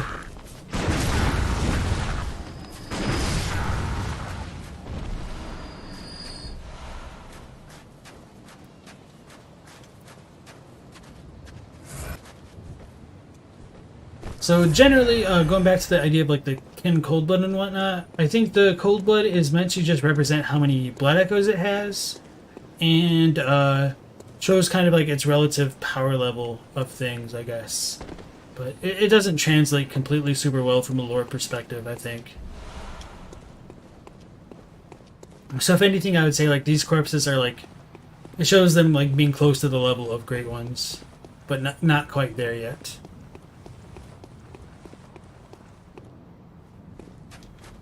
Derek says, does he even recognize that she can't die? No, he thinks like she probably can't regenerate if he like smashes her to bits. So maybe he does, because I think he does remark upon it now that I think about it. But he obviously has like a limited amount of understanding of how it really works.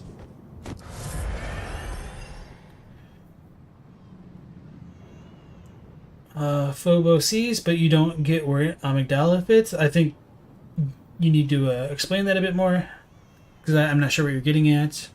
Elda says, you think Canehurst is maybe partially in the nightmare due to being haunted, and maybe that makes Logarius like half a nightmare creature. And that's another fair point, especially with like the spooky nightmare transition with the horses and the carriage. Like, this could be a nightmare.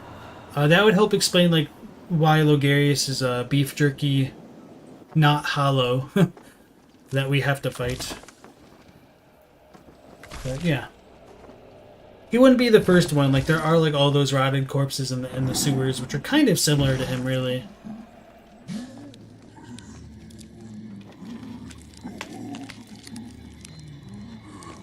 He says, what good's your immortality now? Okay. Billy asks, have I played Ghost of Tsushima? Yes, I have. It's fun. I'm waiting for like the director cut patch to play it again on the PS5 in 60 FPS. Oh, you mean in regards to Kin and Great Ones? So yeah, that's a decent thing to bring up, so I'm glad you brought that up. So Great Ones aren't all exclusively Kin or not. So there's a distinguish between like being a Kin versus a Great One, but it's like the difference between like a square and a rectangle. Like all squares are rectangle, but not all rectangles are square. And what I mean by that is we have... Is he spamming that? We have a decent number of Great Ones who are Kin between... Wow, that's not doing damage.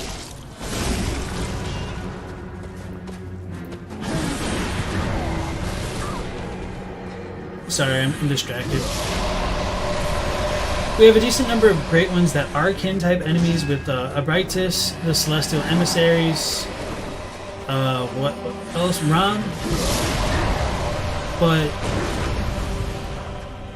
I guess I should just keep shooting in there.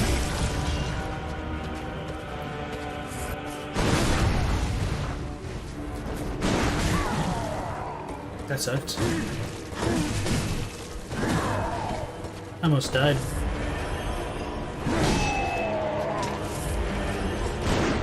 There's also a number of Great Ones who are not classified as Kin-type enemies. So, like the Moon Presence, Amygdala.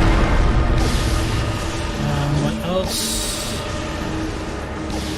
I'm trying to think. There's got to be more than just those two.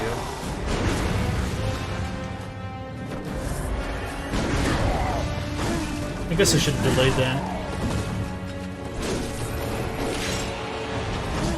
He's super resistant to this.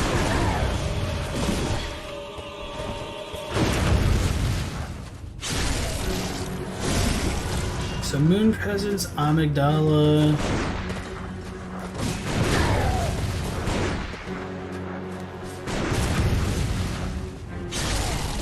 I'm blinking.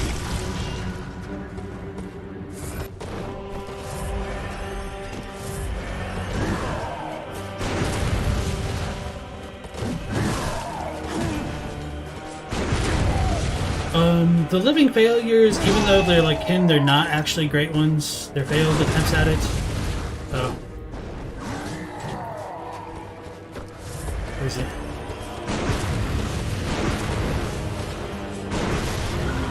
Okay, that's Marty. Look at chat. People have probably pointed out, oh, you're forgetting this one. Okay. Crown of Illusions. Let's turn this on. Kos, yes, the Orphan of Kos. I knew there was like a big one. It was bothering me. Thank you. Alfred wasn't wrong. He does put her down for a while. He should have burnt her too. Thank you, Astanex.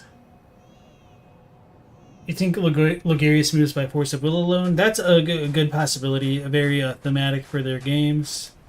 Put on the night set.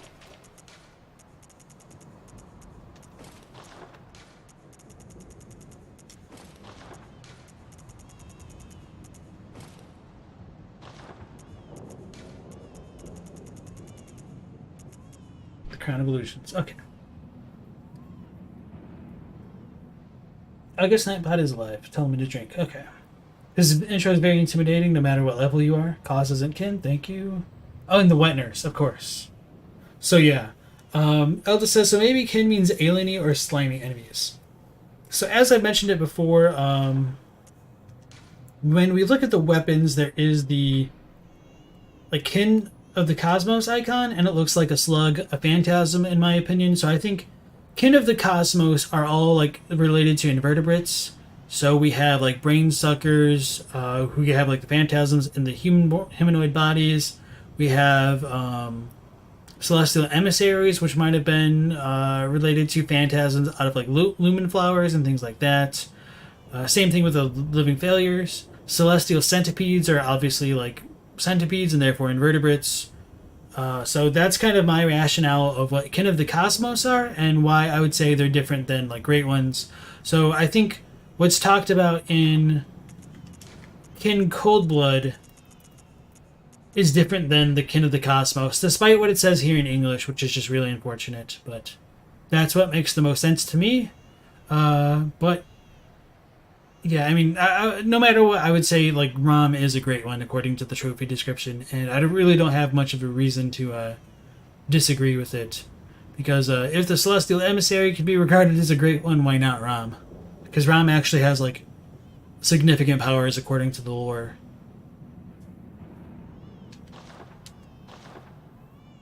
Purple Raven loves the fight, but it's a weird boss because you feel like his second phase is way harder than his third, since he stops the sword thing in most of the spells. Yeah, I mean, once you like have knowledge of the fights, it makes them a lot more manageable. Especially like knowing you can shoot the sword. That's a game changer. Joseph says, "Would you consider the slug the hunter becomes kin in the final ending?" I don't think so, but we don't really know. Phase 2 can be easily parried as he always attacks after being stunned. And David Mitchell says, Murgo and Odin aren't enemies, but they're full great ones, yeah. You didn't think I'd make it? You doubt me. Brain of Menses is also a great one. Yeah, so that's another good one to bring up, David. Thank you. So yeah, there are a lot of examples of great ones that are not kin. But Abrites, most people, I can't imagine anyone who would doubt that she's a great one. Like, it's super clearly said in, like, the Augur and whatnot that she is a great one. So, she's also kin, so I don't think, like, being kin would disinclude something from being a great one. Nice dress goes very well with the dull garb. What is Logarius' act of martyrdom? So, he's guarding anybody from trying to visit Annalise again and potentially being seduced by the Vile Bloods and becoming one, as Billy points out right there. Patrick killed the mosquito, you get the blood echoes and insight from it. If great ones can be of various species, do you think a beast could be a great one? You're half thinking of the cut boss with the same name. It's hard to say. I think even though like the Moon Presence isn't typed as a beast, it's pretty much close to it. The abhorrent beggar the suspicious beggar turns... Sorry, the abhorrent beast the suspicious beggar turns into... To me, it's kind of like a great one. It's beyond humans, but I think that really just depends on how like Miyazaki and the From Software team want to define things. So, if like being a great one is more related to insight, yeah, it's hard to say. But if it's just being like beyond humanity, I feel like a beast could be a great one. Given Abritus is kin, maybe it just refers to direct relation / descendants of Abritus. I don't think so personally, but... Alright, here's the Crown of Illusions. One of the precious secrets of Cainhurst, the old king's crown is said to reveal illusions and expose a mirage that hides a secret. And so Logarius donned the crown of his own volition, determined to prevent a single soul from stumbling upon the vile secret. What visions did he see sitting serenely upon his new throne? So there's a small discrepancy in the Japanese. I guess it's really not that small. I actually missed it the first time I translated it, because sometimes it's easy to like forget a word when you're just doing a passage like this. So not only does the crown reveal illusions, it's said to present illusions. Like it's supposed to bewitch those who wear it as well. So that's a small difference, I guess, but kind of noteworthy. So maybe by putting this on, we can see an illusion.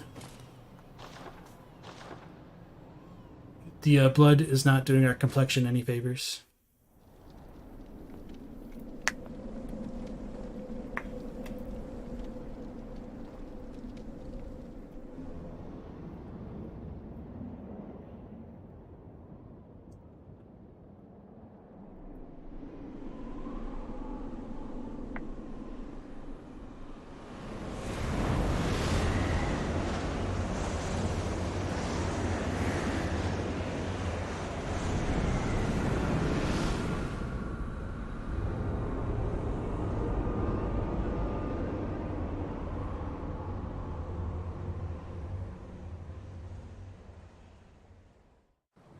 So that's a super cool cutscene to show off. Lance McDonald and I believe others have pointed out that this building is also part of Canehurst below where we just fought. So they kind of just copied and literally copied and pasted what's below this building and moved it up and behind to get to Queen Annalise's chambers. And you can kind of see it like below here, and it's more obvious from the other vantages of Canehurst, but it's kind of a cool and funny little detail. And in Canehurst, we do have that white moon, so maybe it is part of the nightmare. You can maybe make that argument that way. Or maybe it's just so far away from Yharnam and like the moon presence being beckoned closer that the moon isn't really being affected. Or it's so far away from like Ram's previous veil that it was never affected here as well.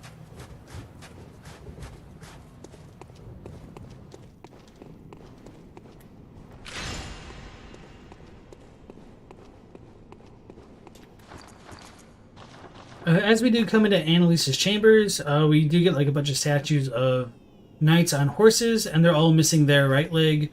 I know I said this in my video, and I was like, oh, I don't know why they have that, and everyone's like, oh, you idiot, it says it in the Hunter's, the old Hunter set, like, Beast had crept up the right leg, but, I mean, that's true, and I didn't, it's not like I wasn't aware of that, but it's just, part of the reason, like, I don't know why they had that here is just because when the Hunter gets, abducted and sucked by the moon presence, they lose their left leg, so I don't necessarily believe, like, Beasted only crawls up the right leg. But nonetheless, I do appreciate everyone pointing that out. It probably helped with the algorithm, just having so many people commenting to be like, hey, this is what it was. But yeah, it's a cool little detail that they're all like deliberately missing their right leg, I think. Right. Joseph says maybe the kin subset of Great Ones is meant to distinguish if they were transformed or transcended or born from the womb. That's an interesting thought. I do think it's eventually just like essentially just a phantasm and invertebrate related. Cat Boss says, why Lawrence and his brothers summoned the moon presence at first place? They were attempting to achieve enlightenment, maybe in the same way that Ram achieved it when dealing with Kos. So according to the umbilical cord description, which we can't show off in this version of the game, maybe I don't remember what it says in English either. The current patch. It says in an encounter with the Great Ones, a contract was established. So the Japanese for it says it is a chance encounter, so it was a kind of an accident, is what I get from it. But it's a good question. Phoba says to add to the definition of kin as invertebrates, you would add marine invertebrates, which is a fair thing. Like the Japanese term for it is literally like soft-bodied organism. But apparently that's also the exact same term for mollusks. So, that being said, not all invertebrates are mollusks, and not all mollusks are aquatic. And you think it's at least tenable that the spiders are related to amygdala? Statues are weird. Scorpions and spiders are just angry friends. Knights are hunters. It's odd that the hunters and Vilebloods have the same view. What do you mean? Seeing their enemies, did the belief have the same origin? Did they come to it from different events? So one of the things that Alfred says is the Vilebloods threaten the purity of Yharnam's blood healing, or the Healing Church's blood healing. So it could just be like the Healing Church just wanted control of everything. So hard to say for sure. Make more obvious mistakes, the algorithm will bless you. We'll see. I claim no subjects, but here lieth our throne. Kneel afore us, or get thee gone. I like her dialogue.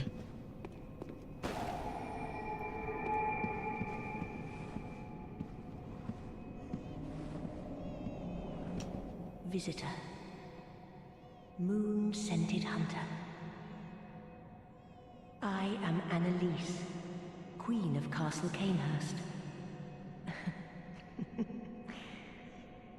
Ruler of the Vilebloods, and sworn enemy of the Church. Yet our people are murdered, and we are prisoner to this wretched mask. What is it thou art in search of?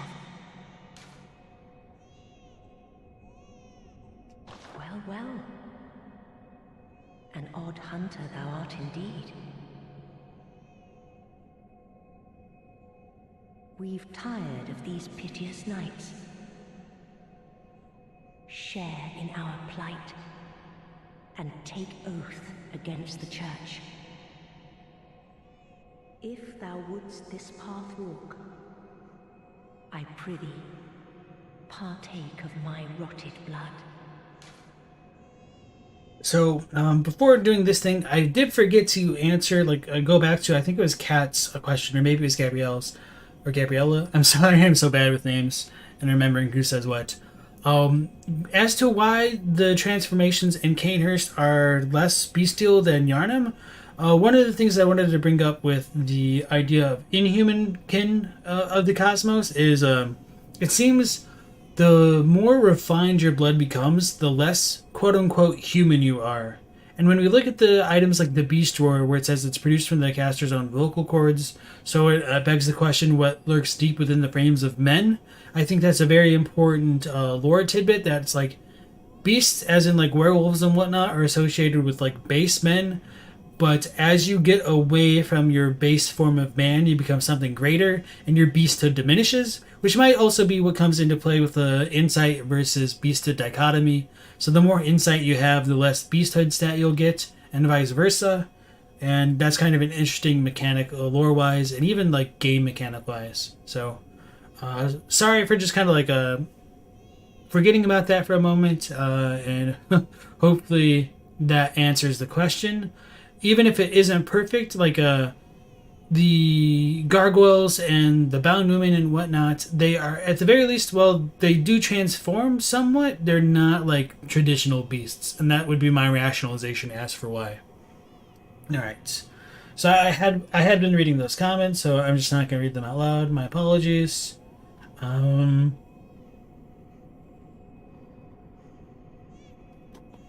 Okay. Very well. Drink deep of our blood. Feel the spreading corruption burn.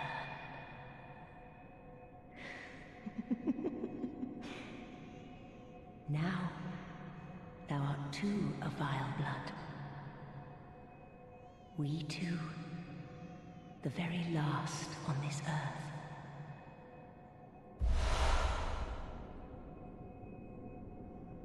Let me look at this real quick to answer El De Gusto's question. And to ask next, you were asking about, or I guess you didn't ask, but the one thing about Garen's leg is that he's missing his right leg and we end up missing our left, which is kind of an interesting discrepancy. So, Elda asked if she said rotted blood in Japanese. So, I mean, technically, yes, depending on how you want to like look at the translations of things. It's essentially, you could also like argue that she says sip of our vile blood. That would be more thematic and consistent with the English. But as I've pointed out in my video about like what makes the vile blood's blood vile, the whole idea behind their blood is that it's related to kegare, this idea of like impurity and sin and kind of in the Japanese. And that's essentially what the corruption rune is called, the kegare rune. So yeah, that's just kind of where it all comes from. Alright. You wish Annalise was more fleshed out, and you also wish there was a hint as to why she got stuck in a mask. Her mask looks like it's smiling. The respect gesture, very, very important. No blood drugs to offer. We await thy return. This chamber was made not for one alone. For the honor of Canehurst. Phobos says the lanterns are kin. I feel like that was a common misconception, but I would need to double check. More talk to be had. We await thy return. This chamber was made not for one alone. For the honor of Canehurst.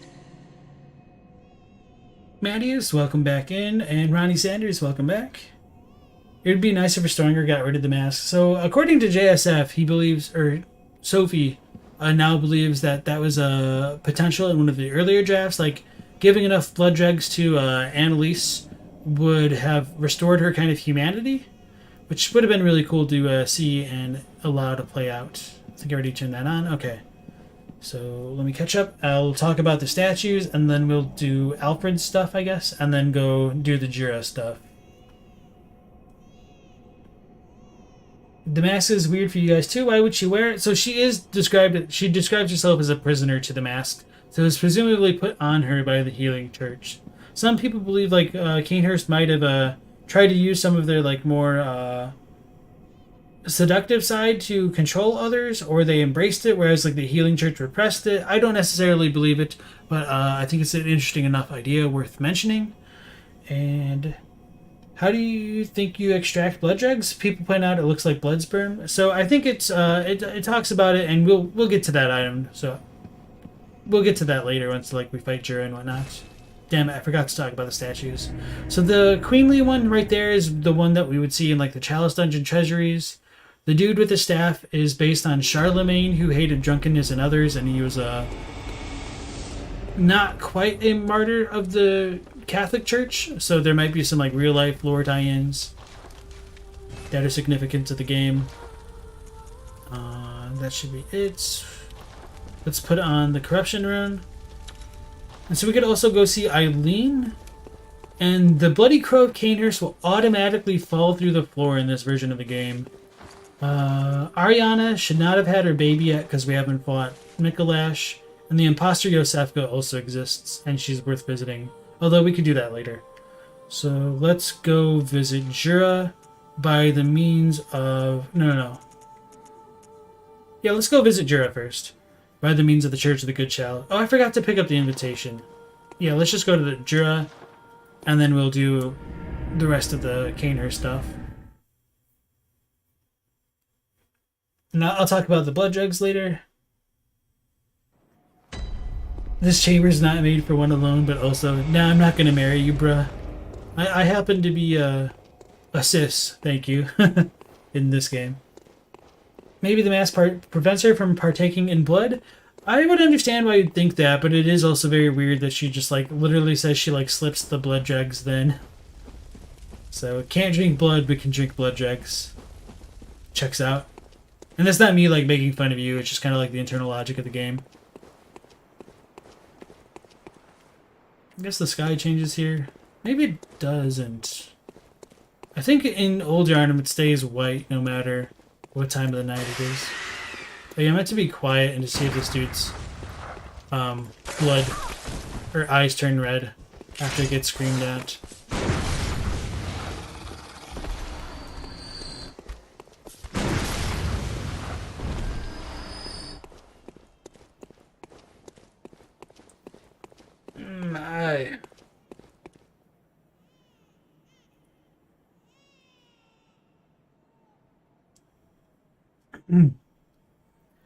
Joseph says, kind of like the blood breathes life into the nightmare myths of the cultures it infects. Common folk werewolf tales were just too profane for the pomp nobility of Canehurst to fear them. That's a cool idea. I don't necessarily think that is what happens, but I like it.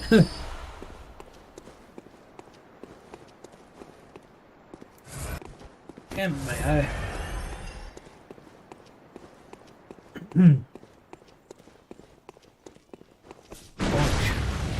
I really have no need to kill them, but it's just satisfying.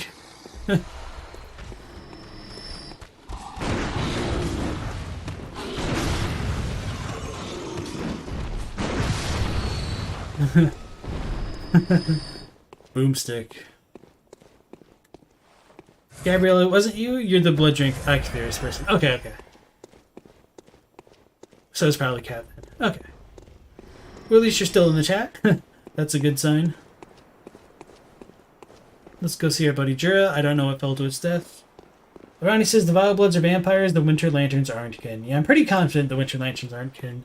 And to be fair, like, everybody's is a vampire in this game, even the player. Vampires a la Dracula were said to mesmerize by making eye contact, which a mask would halt. That's a really good idea, especially like when we consider like the things with the brain of Menses and the so-called evil eye. I don't necessarily believe Annalise has evil eyes, but it's a fun idea.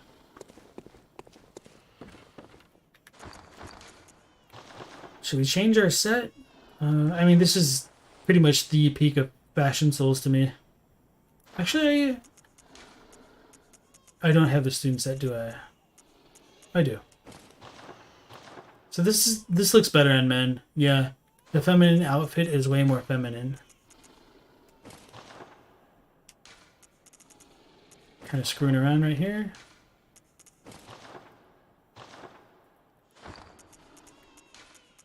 Alright, enough fashion souls for now. Revile Bloods for real. Alright. Frenzy Protection Faraday Fedora. Oh, blood is like him choppy sickness? Kind of. But not really. I feel like being a werewolf is inherent within men, according to like the Beast Claw, or is it the Beast Roar?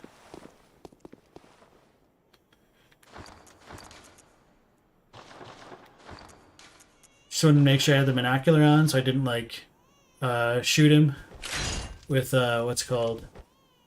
A bunch of ghostly skulls. So let's look for this moon first. Okay, it's still white as I expected.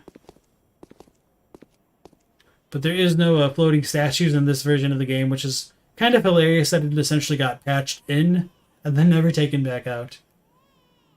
Well, well. How did you get in here? It's no matter. What brings you to old Yharnam? I've no interest in matters further up, but you must not disturb this place.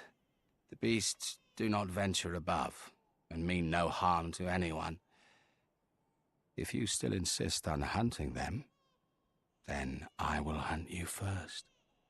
You understand me? So it's very easy to accidentally say like hunt the beast, and then he does get aggro and attacks you. It's kind of funny. So if you spare them, he'll just give you the powder keg hunter badge. Either way, I mean, it's worth fighting him and just ending this quest line here. There's nothing to do with him. It's really unfortunate that you couldn't summon him for help later on. I think that would have been super cool, but what are you going to do? Even in the old hunters, you don't get anything for it. So I think Jura was so cool and so annoying of a like NPC that it's a bit of a shame that there's really nothing else to do with him other than like, oh, he doesn't shoot you. But then like literally if anything attacks you, you're kind of screwed later on. So really cool NPC. Could have tweaked the execution maybe. Yes, very good. I no longer dream, but I was once a hunter too. There's nothing more horrific than a hunt. In case you fail to realize, the things you hunt, they're not beasts. They're people. One day you will see. It's time you got going. But first, a farewell gift. I have no use for it anyway. We just lacked the insight to see the floating statues before. So Jura reveals that he was once a dreaming hunter, so that kind of establishes like the old hunters were probably all dreaming hunters. It's a fairly safe assumption to make, especially with like Eileen's dialogue if she goes mad. One of the funny things that he says, like, oh, you might not realize that the beasts are people. I like the way that the voice actor portrays the lines because it really sounds like it's supposed to be a revelation. And he does it so well, like I almost believe him despite like literally seeing Gascoigne and Amelia transform before my eyes. So good job on his part. Steal his drags, we will. His dialogue when you betray him is cool as crap.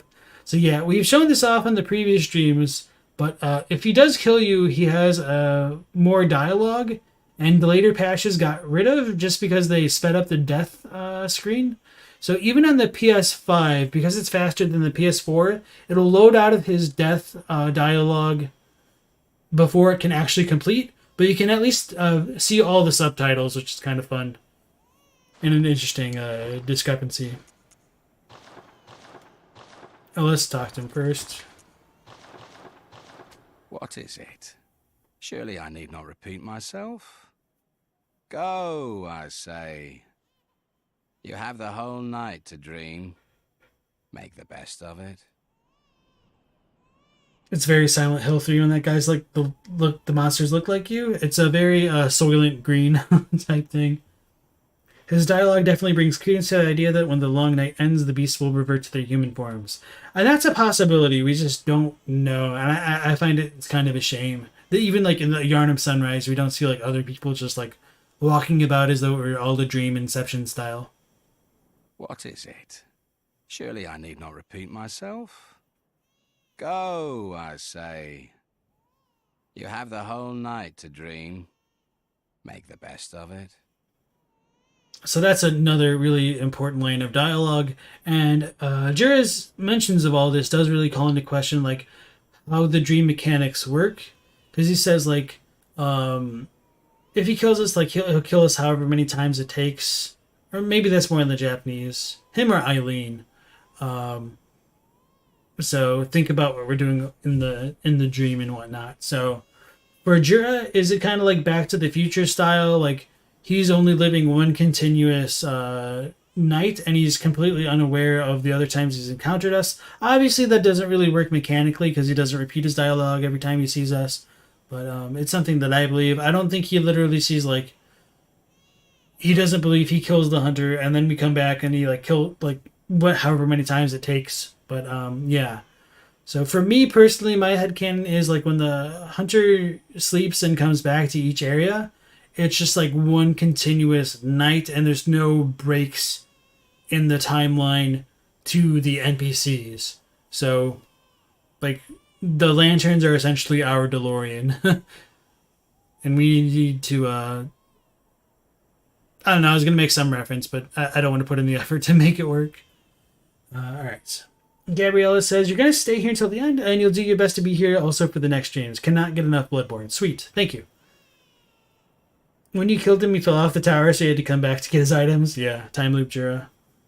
What's that new game that's coming out? Like Time Looper or something like that?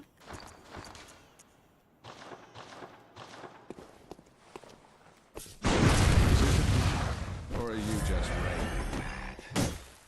When the frail of heart join the fray, the hunter becomes the hunted. Who gets shot now? I guess me. You're the beast. Just think about what you're doing. It's utter madness. So, very fun stuff. He already gave us the Powder Keg Hunter badge, so there's nothing else that he drops. It's a little bit of a shame we can't even like activate this Gatling gun. That'd be really fun for like PvP invasions and whatnot. But yeah. So that concludes the things with him. We got the Powder Keg Hunter badge. Let's not run through everywhere. Oh yeah, we have his hunter friend. Let's get rid of him and then move on. You think the hunter keeps coming back? You think due to the nature of the dream you can spend more than 24 hours in a single day hunting? Right, but I don't necessarily think like the people in Yharnam experience more than 24 hours like we do. So yeah, in this version of the game, like all of the NPCs drop the blood drugs as we can see. Just fun. Oh yeah, I forgot to ever buff the weapon. I guess I can't. Okay, that answers that question. Actually, I wonder if there's a way, like, it wouldn't surprise me if you could, like, switch out your weapons, then buff it, and then, like, switch back and maybe have it work. And we never went over here.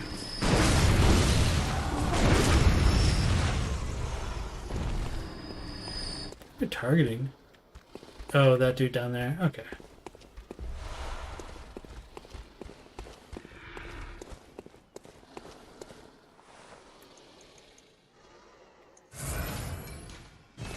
Alright. That thing is OP. I mean, like, we've already cleared out the Chalice dungeons. No matter what we would have done, we'd have been OP. Like, I could have probably just hit him, like, 2 or 3 times with the Saw Spear and gotten a similar effect.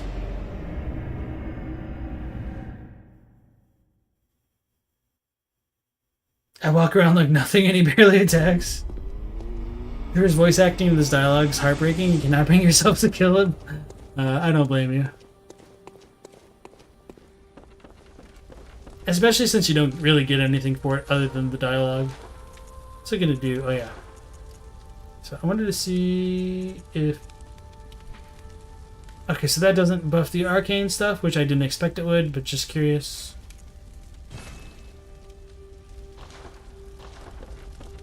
Leave that for now. Let's go back to Caners to pick up our unopened summons. Then we'll get back to Cathedral Ward, and the Bloody Crow will fall through as soon as we load in, and we'll get a Blood Drag. We'll go talk to Eileen. I don't remember if her quest is completely broken on this patch, but we'll see for sure. So, Vile Blood Queen's Chamber. Let's pick up the summons. Purple says, wouldn't my theory about timing the player hunter is in many places at once? Sort of, but no. Like, I understand why you think that way, and it's kind of hard for me to describe it, but going back to like the whole like Back to the Future thing, I feel like the lanterns might represent like fixed points in time that you can like work to, I guess, for each area, and whenever you go back to that point, it'll like reload it. It's not the most convenient thing to think about, but let's go see Alfred. We'll talk to him, then I'll use the I'll look at the blood dregs that we'll give to Annalise. Rip Jorah's boy. Alright, Phobos, thank you. Hopefully we'll catch you on the next one. We'll go live again at the same time tomorrow. If I didn't see your comment earlier, you apologize? I think I must have missed it. My fault. Okay. Yeah, let's go back to Cathedral Ward.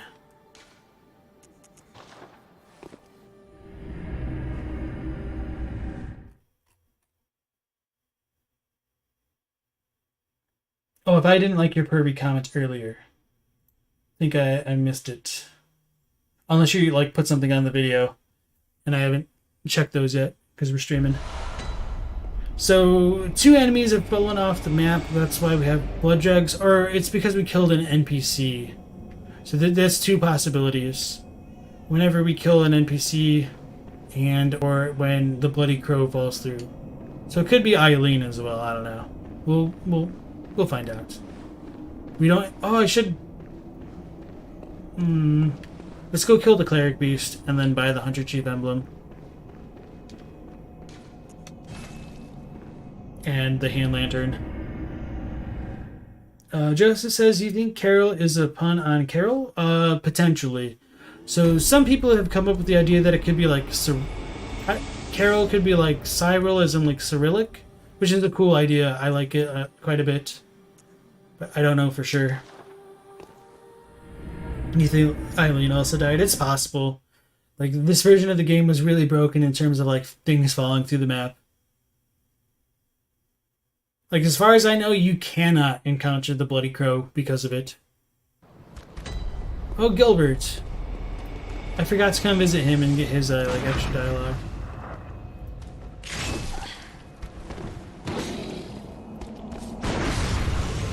Poor Gilbert. Let's get the claw mark. So, yeah, that's definitely Gilbert. That dude wasn't here before. We can see his completely empty house. What a nightmare we live in.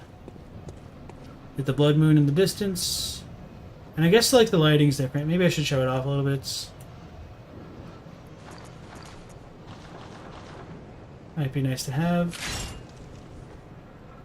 So yeah, a lot less fog to see like the real central or the real Cathedral Ward in this version of the game. Oh yeah, we're gonna go with Cleric Beast. So let's do this. It'll be fun to like one-shot this boss. I guess I could have talked to Alfred just to see if that would trigger the summon for him here. Oh well, we'll just deal. That was weird. Okay, that's cool though.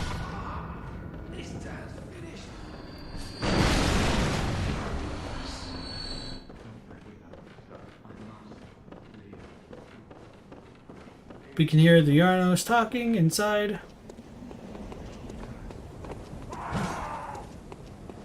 Do I think the flowers in the Hunter's Dream are the same as the Yarhagul? They almost look identical, saving the fact that Yarhagul's flowers look withered. I don't know. I would need to see which flowers in Yarhagul, because I don't remember them in Yarhagul. So we could also like lock on the cleric beast's head as well as its body. Let's shoot its face.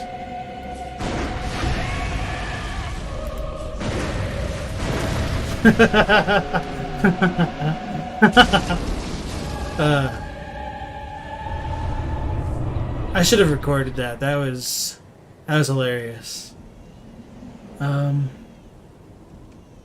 Yeah, sweet. So we got the sword hunter badge, guys.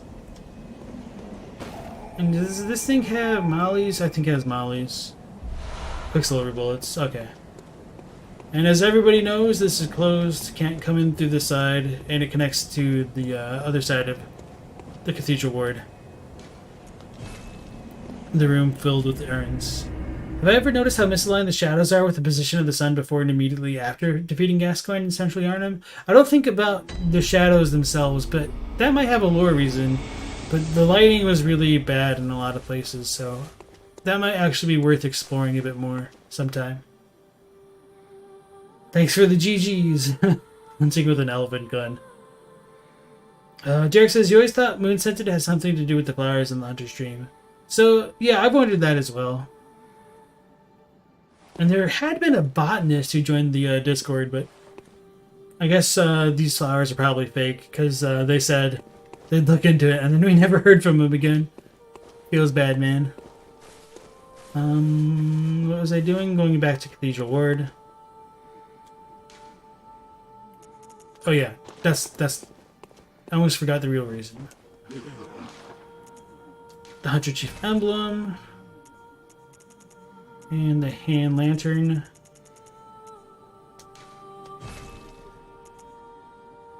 Is there anything else worth buying? I guess we could probably buy more armor sets. The Caner set. Oh, that worked out pretty well.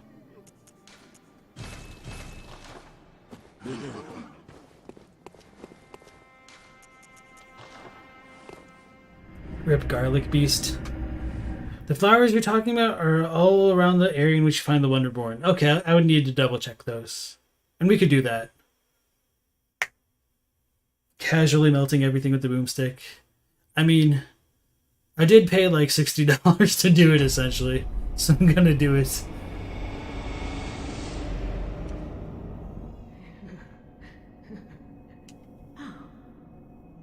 There you are. You're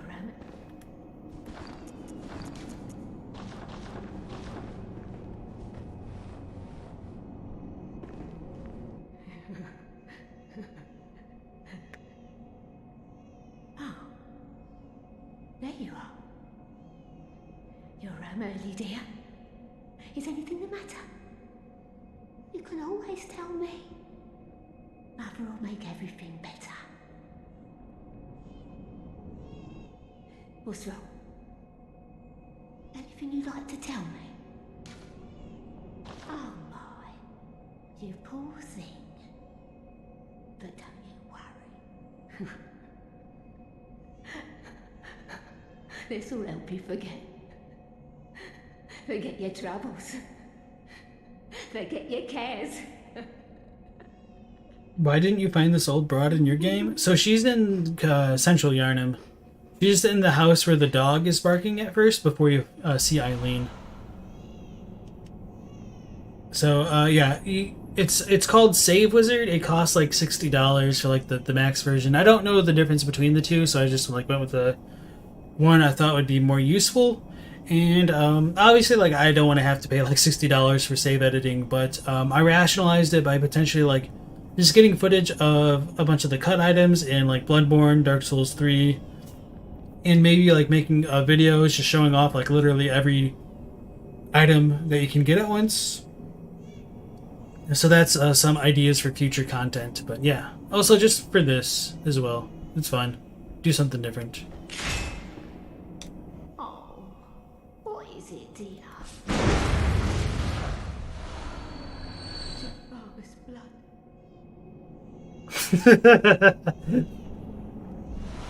So we get the blood drags and the sedatives. I'm not really laughing at the fact of getting it, just the idea that I probably like shocked you guys in chat. Grandma blood sperm confirmed. So yeah, in the latest version of the game, you cannot do that.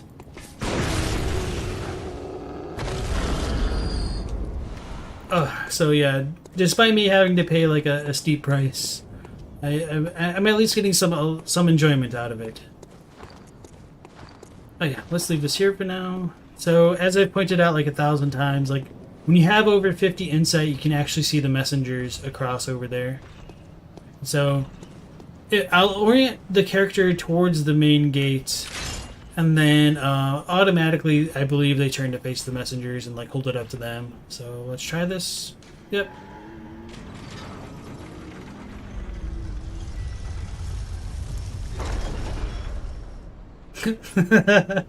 Oh my god, you killed her and you're laughing. Dude, uncalled for. So part of the reason to do that is to show off her special dialogue where she says like, "It's your father's blood." A lot of people don't know she has it, just because her quest line can end multiple ways. Bonk. Didn't I pick this up? I guess, I mean, obviously I didn't because it's still there, but...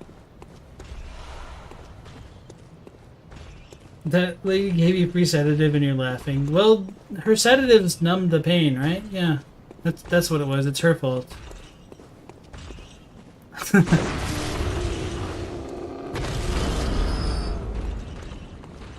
That got dark. How awful was her husband? Probably pretty bad. Yeah, I'm getting the frenzy from the arcane of this rifle spear.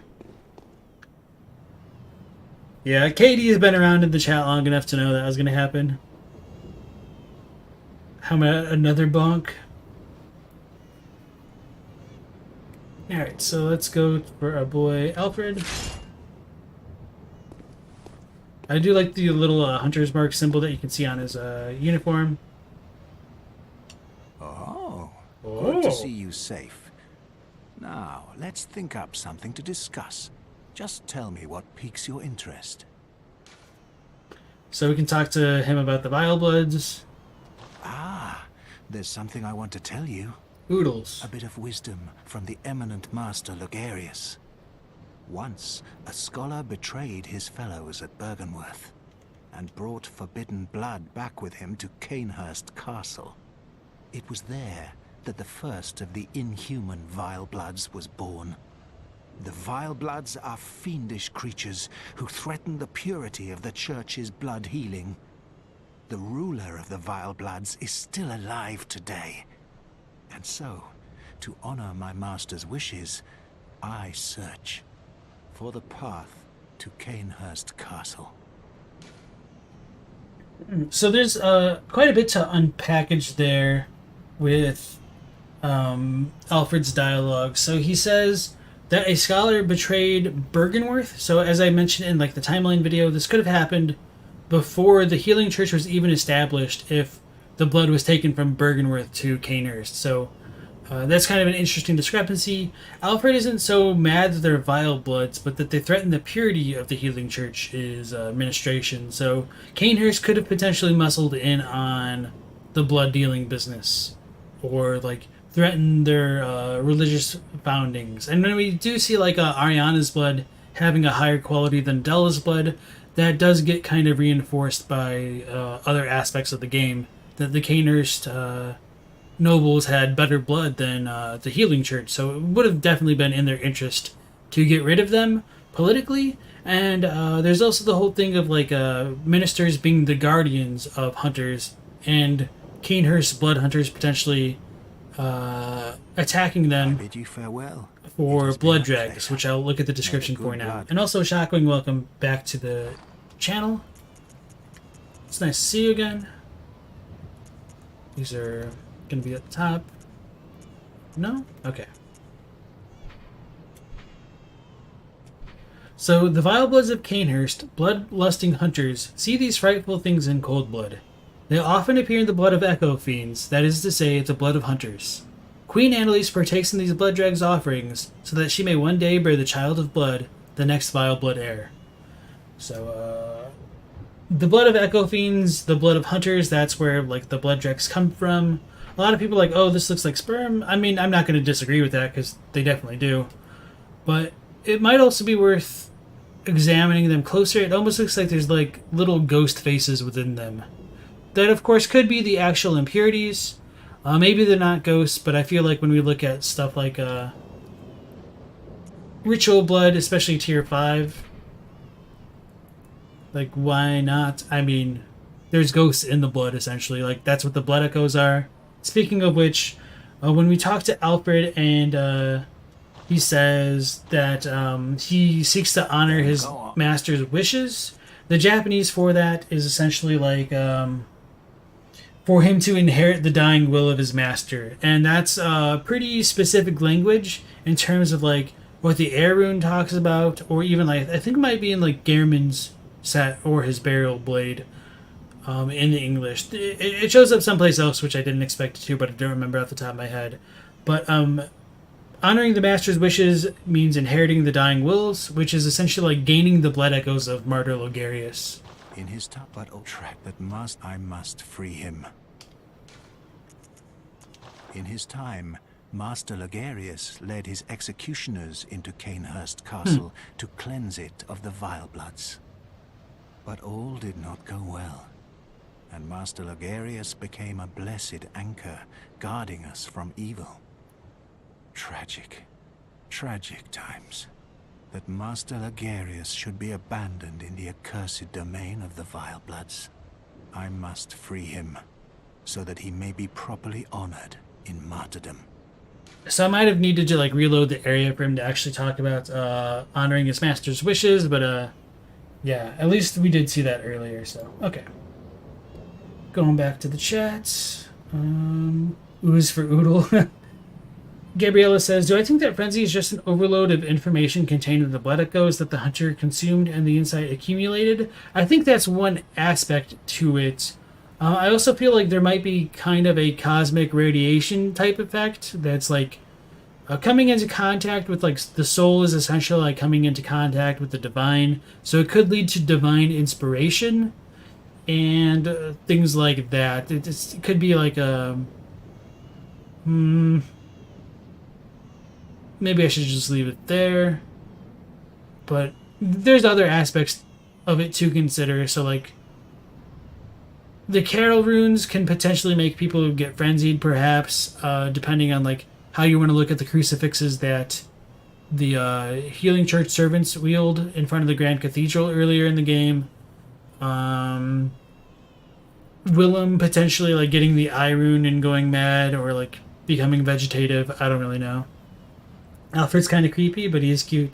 So yeah, Alfred's voiced by Solaire, so like a lot of people are going to be trusting of him as a kind of result of that experience.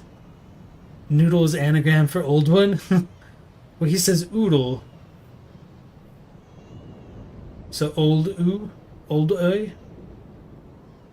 Billy says, do you think the player character is a great one that took human form to end the hunt, then reverts to the true form after killing the moon presence? I don't think of that, but I do think it really just depends on how the players want to perceive their character. I feel like they do have enough agency to decide some aspects of their character, like their origin, as well as like their ending. Purple Raven says, you love how Alfred's the best vantage point for the apocalypse guy, and he's just like, let's think of a nice little chat we can have. He holds the secrets of the Oodle rune. Thank you, Shockwing. Possible they understood the blood encaners better? I think so. Especially with like the blood drags, but we'll potentially see more of that later. I guess not without the Ring of Betrothal. Blood tadpoles primed for metamorphosis. MP is the real Echo Fiend, yeah. Are the Caners nobility trying to emulate Queen Yharnam's conception? I think so at one point. And that ties into like what we see with at least this version of the games, 1/3 of an umbilical cord. So one of the heirlooms used to contact the Great Ones, originating in the Child of the Vile Bloods. So at one point in development, there was supposed to be a Child of the Vile Bloods, a Child of Blood, and that may have been how they came into contact with the moon presence. But unfortunately, it really does seem like all that was intentionally cut. So, as I've said before in the previous streams, like at one point it was very likely that the doll was modeled on Annalise. Annalise does have that gray hair, which I haven't pointed out yet. And I guess I can't really until like Alfred pulverizes her and we has to resurrect her and stuff. But yeah. Alright, before giving him the summons, let's go ahead and read it. An old sealed summons, like the first of its kind, it is an invitation to Canehurst, but for whom it is not known, as it lacks an addressee. And ours is an old bloodstained summons inviting an honored guest to the Forsaken Castle Canehurst. Rather bafflingly, it is addressed to you. Do not hesitate, the stagecoach leaves from Hemwick Crossing. So the difference is our name is like on the outside of the envelope, and this one is blank and old and like bloody and crap. So ours is pristine, which does suggest that it's probably newly minted for us. As to why it is addressed to us, we don't know. My headcanon is just like messenger magic. But yeah, maybe the imposter doctor had it, maybe the true Yosefka had it, we don't know. It's kind of annoying to try to piece that together. So my headcanon is just, messenger magic. Maybe Annalise used them for her own gain. No, yeah, we did pick this up. I do like that we have the, I can't do that. The communion symbol essentially on the emblem itself. It was on the gate. It's a cloth emblem that belonged to the captain of the church hunters long ago. Opens the main gate that leads to the round plaza of the great cathedral. The main gate is shut tight on nights of the hunt and can only be opened from the other side with this emblem. In other words, the captain's return and this emblem determine the end of the hunt. So, at least with the Hunter Chief emblem, we do see the kind of messenger magic that I speak of.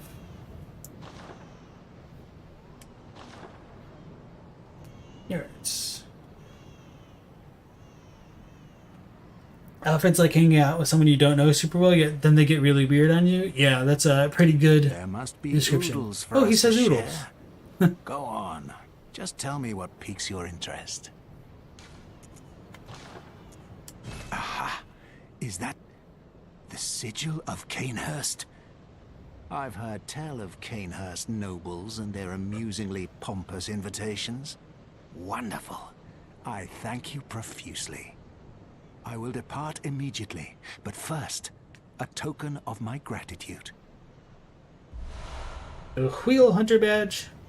It's kind of interesting that he has it now. If you kill him before this point, he doesn't have it. I don't remember if you fight him now, if he drops it. I think I might have checked that in the last stream, but living memory fails me.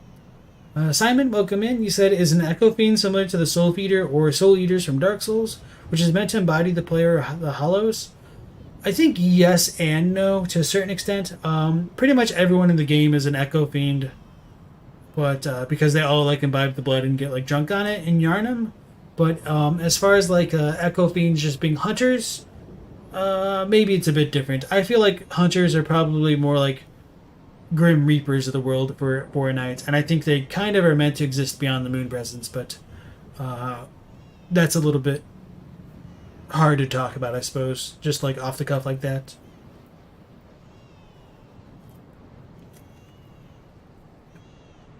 Joseph says, you just got a point of insight that your mind is blown at Sunbro voice? Yeah. Ah, I feel my master's hand at work. Praise the good blood, and let us cleanse these tarnished streets. So I've mentioned this before in my videos. I feel it's really unfortunate that they went with like praise the good blood, because it makes it sound more likely that there's multiple types of blood. Which, I mean, I understand why they did it, but I think it just kind of ends up being more misleading than the localizers would have ever intended. The Japanese is closer to like maybe you have like the blessing of blood essentially, which is a bit different. So like the blessing of blood versus like good blood. I mean, it makes it sound like it's more singular, and like the only real difference to me is the density of like blood echoes and or impurities within the blood. And since the impurities do come from blood echoes, that's kind of worth considering. And with that being said, he will like go into Canehurst now and pulverize Annalise. Before doing all that, I guess one thing that's really important about showing off the relationship between like blood echo dense blood in the blood drugs and their connection to great ones is when we use a blood drug for ourselves, we gain a point of insight. So if the people of Caners are funneling blood dregs to their blood queen Annalise, they're essentially like funneling her and filling her with a ridiculous amount of insight as well. Oh, that's the wrong weapon.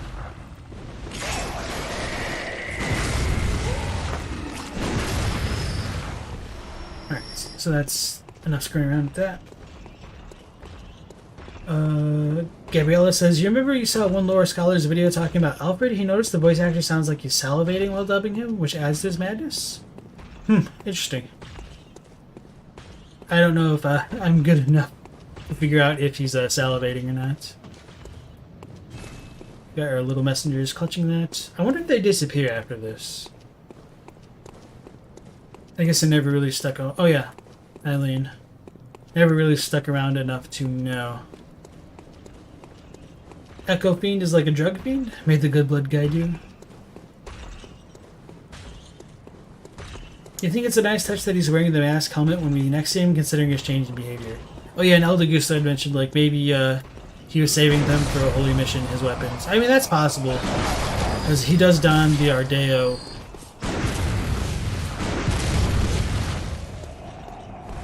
But just from, like, a mechanical standpoint, I think it's kind of annoying that when you fight the hunter NPCs at different points of the game, they don't always have their badges on them.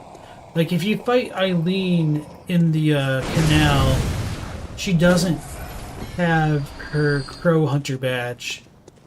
So I think you actually have to complete her full quest line to do it.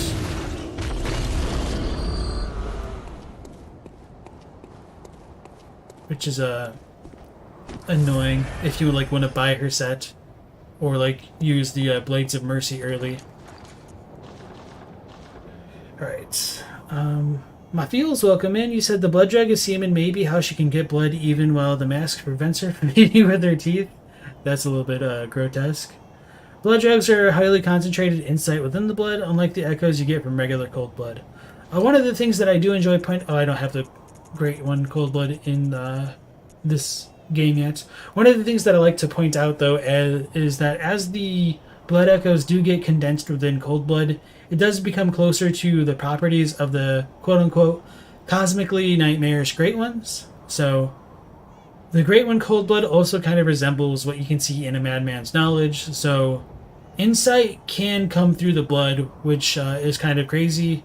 So I think like the blood dregs potentially leading to a child of vile bloods and creating like the third of an umbilical cord, or rather the third cord, the cord of eyes, just kind of all connects together with like the arcane properties in blood and being related to ghosts and eyes and things like that. So Gabriella says, speaking about his Ardeo, do you think that the visual is inspired by Pyramid Head? I'd be surprised if it wasn't, to be honest. Right, so it looks like Eileen is not falling through the floor, but there will be no bloody crow of Caners to encounter inside. Right.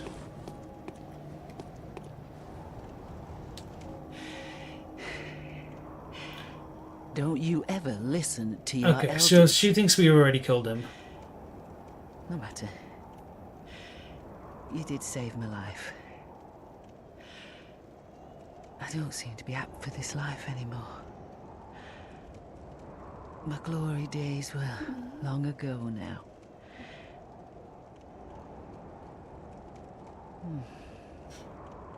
I know. Here. For you. Because the bloody crow tripped and fell down the stairs 1.0. So yeah, we get the Crow Hunter badge and the Hunter rune. This too is hunter's work. But it bears no honor. A burden you may choose to carry. The decision is yours alone. Oh. My eyes grow heavy. Let me rest a while. I'll be fine. Just wait. So, Mega Blair asked if she's alive who the craft of the second blood jug belonged to. My guess would be it's probably the narrow-minded man whom we sent to the clinic and have killed.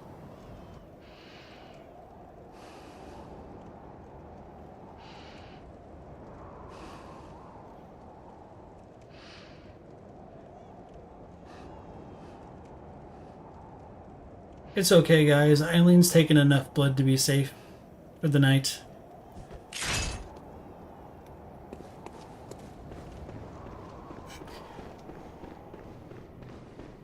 Just revved up the gun to screw with you guys. Katie calling me out. It's like the whole meme. Well, now I'm not going to do it. So the Bloody Crow has died. He's dropped his what's it called? Blood Rapture tier 3. Even though the Shadows of Yharnam don't drop theirs, which is kind of funny. And we'll go back to the dream, and then go back to Cainhurst to see Alfred and Annalise. And Alfred should die after that. I'm not sure if I want to send him to, like... Yeah, let's go that route. We'll not kill Alfred here, just to see if he drops a blood drag, which I think he will when we go back to Central Yharnam later. So I think I missed a question that I meant to answer.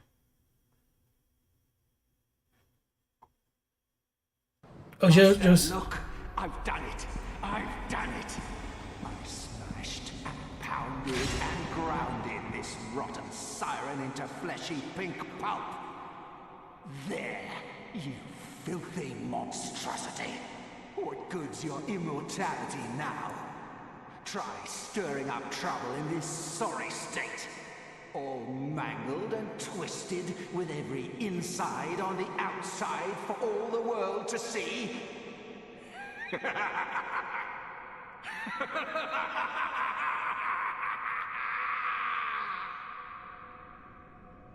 If he wanted to inherit Logarius' will, why isn't he angry you took it? I don't think he really knew. I think that's a strange thing as well. And one of the things that I don't think is good writing as far as like even the Japanese goes. Which, I mean, that happens, which is perfectly fine, I guess. Well, maybe not perfectly fine, but it happens. So Joseph said... Wait, was it Joseph? Since you just played Demon Souls, it's a funny coincidence that a golden-helmed madman slays the nobility of both Latria and Cainhurst. I see what you mean.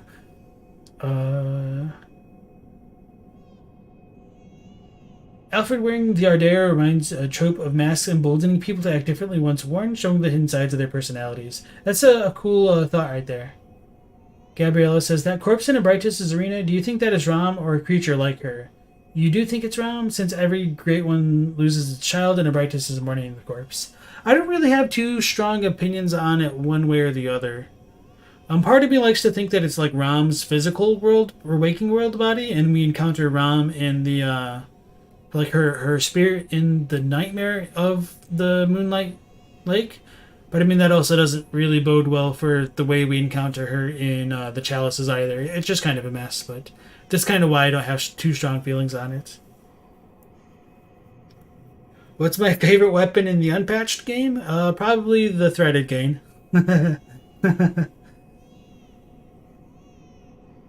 I thought you were joking just because of the Arcane Rifle Spear shenanigans. No, this is really fun, but it's just so impractical to get normally. I mean, obviously it's patched out, but just yeah. It's not. I guess it's not the only impractical weapon, but yeah.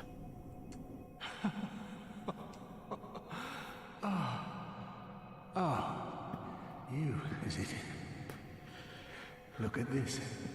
Thanks to you, I've done it. Well, isn't it wonderful? Now Master can be canonized as a true martyr. I've done it. I have.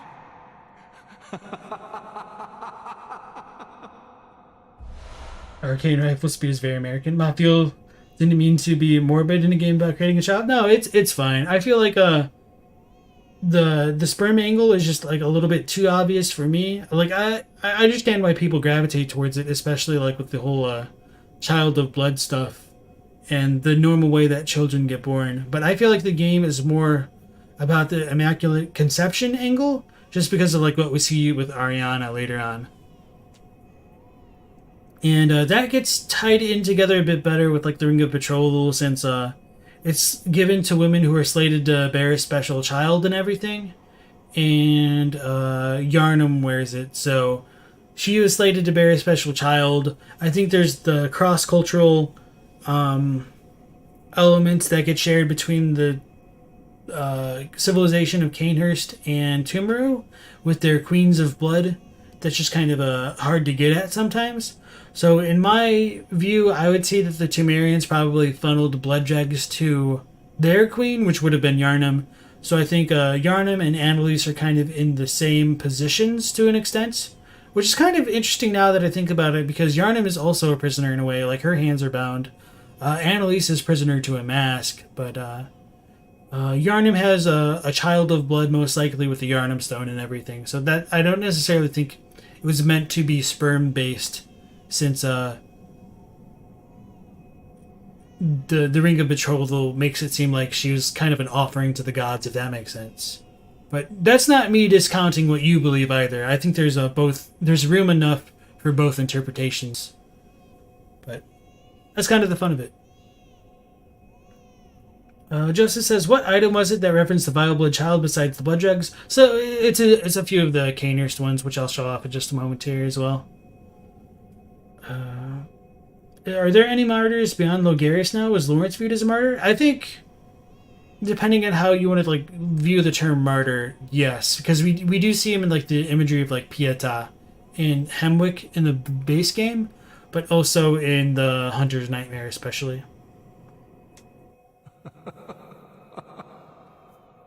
I've done it. I have. Cleric beasts might be martyrs. I would almost disagree, probably because like they're still alive up until the point where they would become like a beast. So probably not martyrs in like the traditional sense. Although maybe they do transform after death. So he pounds Annalise to pieces. And this part's really cool. Like the 3D model will change. When we look at it, we can see it like writhing. And I guess the overall shape kind of resembles the brain of Menses, but I feel like that's kind of more of a Rorschach observation than anything like tangible. You get the queenly flesh. I guess it doesn't change, but it does say it writhes eerily, which I think is kind of an interesting parallel, because in the one research hall brain fluid description, writhing is said to be the beginning of eyes on the inside, and writhing is important like for the Odin writhe rune and everything. So with Odin being like the great one that gives birth to, or which causes Ariana to become pregnant, I do feel like there are a lot of parallels which kind of strengthen some of these ideas overall. So her mask is off because even her head's been ground to bits by Alfred. And there's quite a few things to look at since we haven't before. So, attire of the Knights of Canehurst, a regal piece graced by delicate goldwork. The Canehurst way is a mix of nostalgia and bombast. They take great pride even in the blood-stained corpses of beasts that they leave behind, confident that they will stand as examples of decadent art. Alright, that's not too important. Let's look at the armor. Silver armor worn by the royal guards who protect Annalise, Queen of the Vilebloods at Canehurst Castle. This paper-thin silver armor is said to deflect blood of ill intent, and is what allows the royal guards to capture prey for their beloved queen, so that one day she may bear a child of blood. So that's one of the items which gets related to the blood dregs right there, in a roundabout way. Then we get the masks that they had. It's pretty much the same, but it's paper-thin silver armor. So silver, against werewolves is kind of a good thematic connection. Let's go to the items, or like runes. Let's double check the... Where is it? blood rapture. Blah blah blah. This rune resonates with servants of the queen, carrier of the child of blood, who yearn for their queen's blood with little hope of requitement. For them, they find solace in blood rapture that serves as a surrogate for their desires. I really forget how much is different in the English at times. So I pointed this out in maybe a few of the videos. Definitely the Vile Blood one. That the whole bit about little hope of requitement isn't in the Japanese and doesn't make a ton of sense because when you give Annalise a blood drag, she offers you her blood, which I guess I haven't shown that off in this game yet, but we'll see that fairly shortly. The other difference would be like carrier the child of blood. It's more like the queen yearns to hold the child of blood, but that's not like too important right now. For them, they find solace in blood rapture, which serves as a surrogate for their desires. So it's like once they like drink the blood, they enjoy the warmth that it gives them. And as Annalise does give us her quote-unquote rotted blood, she says like feel the spreading corruption burn. So there is that kind of tie-in with Annalise saying like, oh, her blood burns. The Chimerian elders using fire in their attacks. Annalise having fiery blood, or Maria having fiery blood and all that. So I realize I'm monologuing here, but there's one more thing I want to cover, I think. Or two things, really. Blah, blah, blah. Pledges to this oath are Canehurst Vile Bloods. Canehurst Vile Bloods, hunters of blood who find dregs for their queen in cold blood, particularly in that of hunters. That the corrupt are heretics in the eyes of the church, and thus subject to the wrath of the executioners. I don't remember if that's different. Let me double check. I mean, don't remember if it's different in English.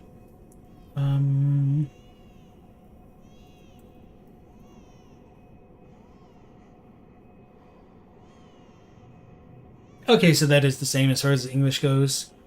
The other important thing as far as the Japanese goes is this is called the Kegare rune, and blood dregs are like blood Kegare in Japanese. So there's supposed to be an extremely explicit connection between this rune and the blood dregs that we get. So the final item I wanted to look at right now, I guess we could look at this.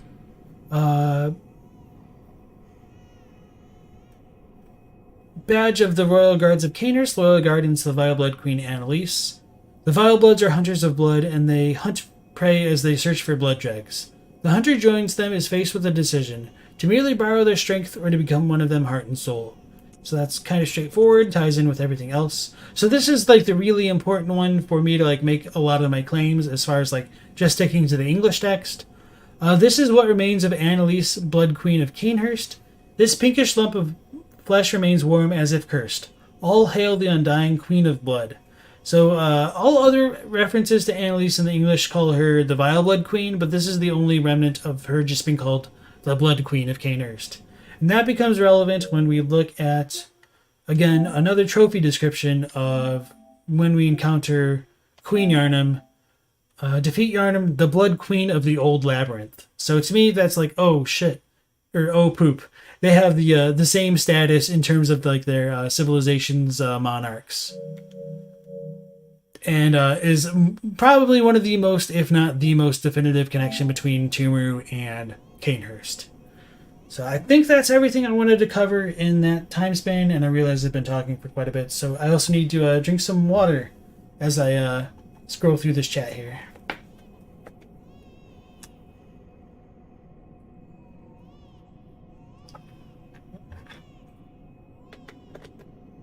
The cleric piece has nails hammered into its legs? I don't think I noticed that. That's cool.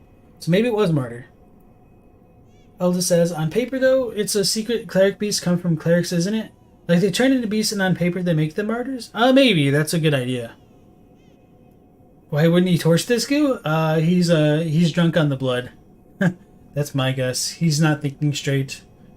His blood is rushed to other places.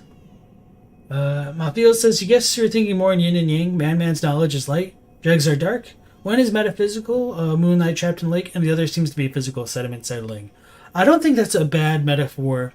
One of the things that I think in terms of like yin and yang is if blood dregs, or not blood dregs, blood echoes are yin, then insight would be yang. And they kind of are drawn towards each other, and they can like combine to create a more perfect thing, perhaps. in the form of the blood dregs. Like they kind of align to create that. And depending on like how we want to look at the umbilical cords and whatnot, that would just be the end goal of attaining like more blood dregs, and they have the potential to even raise people to the status of great ones. But of course, that's kind of all like armchair theorizing, and can either like confirm or deny it, really. Gabriella says, speaking about the cleric beast, do you think that the first cleric beast we find is the woman that guards Amelia in the DLC? Their locations are close together in the two worlds, a black color theme for both. I think I've heard some people think that before. I don't have strong opinions one way or the other. I think you could say that, and if that's your headcanon, that's perfectly fine. Radman Stan, welcome in. I think you changed your name because I don't recognize you or your avatar right now. It's throwing me for a loop because you got the green name and the badge. So you think the Blood Rapture is talking about Queen Yharnam? Yes, I think Blood Rapture is talking about Queen Yharnam as well as Annalise. Because you do get the Blood Rapture from the Shadows of Yharnam, which is really big and important for the lore, as well as the Bloody Crow of Cainhurst. And, yeah. Bloody Crow is a Mega Simp? Maybe.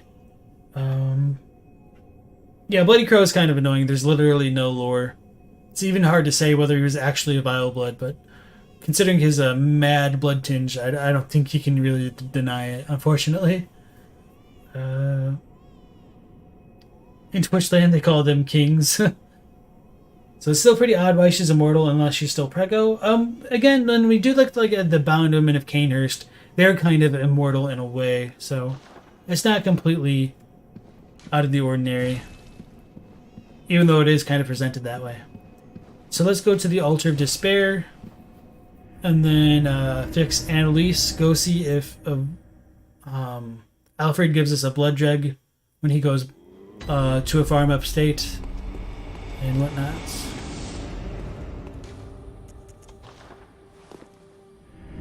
Derek says, good stuff so far as usual. Glad to see this questline. It's one of your favorites, so they're all pretty good. Thank you. Elda wonders if some Childs of Blood succeeded in becoming new Great Ones, even if they say all Great Ones lose their child. I think so, and like you could make the argument that Murgo was one of them, but yeah. So we get the ROM thing. Oh, it says talk instead of inspect, I think. That's kind of wild.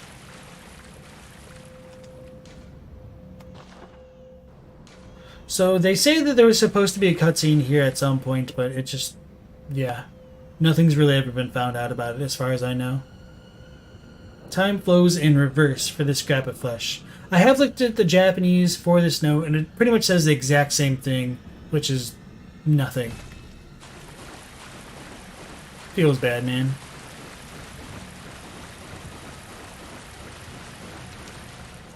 In regards to the Cleric Beast nails, you believe they also get driven in as you maim the legs, and they get pulled/forced out again when they heal. What's my favorite weapon in the main game? The Threaded Cane. Annalise claims only her and yourself are the last Vile Blood, so maybe she was lying and she keeps the true number secret. That's a possibility. Like, we're not on a need-to-know basis with Annalise.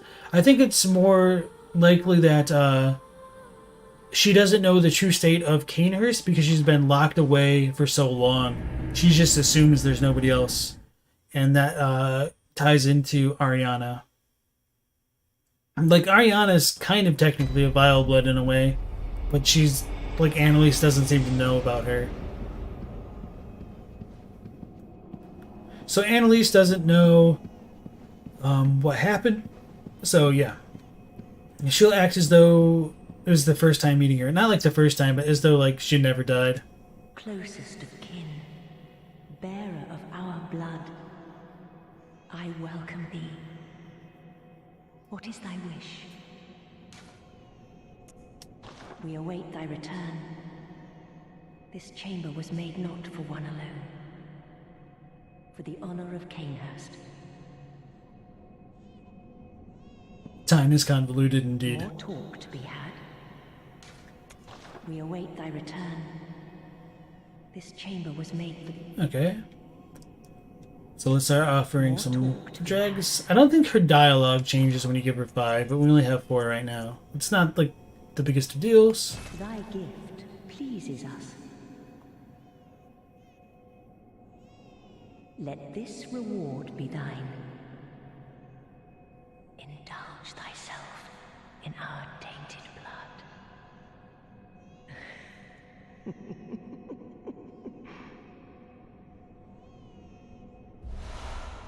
Deep respect. So, it bothered me for a while that you really don't get a covenant or reward for doing this other than the one gesture. So I think this is meant to indicate, to me at least from a lore perspective, that there's not a difference between the blood of the vile bloods and like the blood we've been using and like what the hunters are and all that kind of thing. Thy gift pleases us. Let this reward be thine. So it'll be the exact same thing, although no gesture this time. Tainted blood.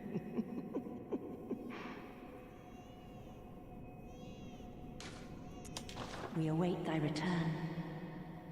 This chamber was made not for one of the honorable. Alright, so that's all that for now. So let's go back to Cathedral Ward.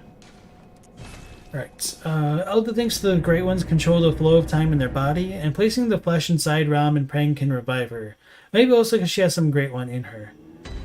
Maybe. I mean, all of the stuff with the Altar of Despair is bordering on content to the point where it's almost like impossible to really discuss, unfortunately. Not like trying to shut you down, but just kind of how it is.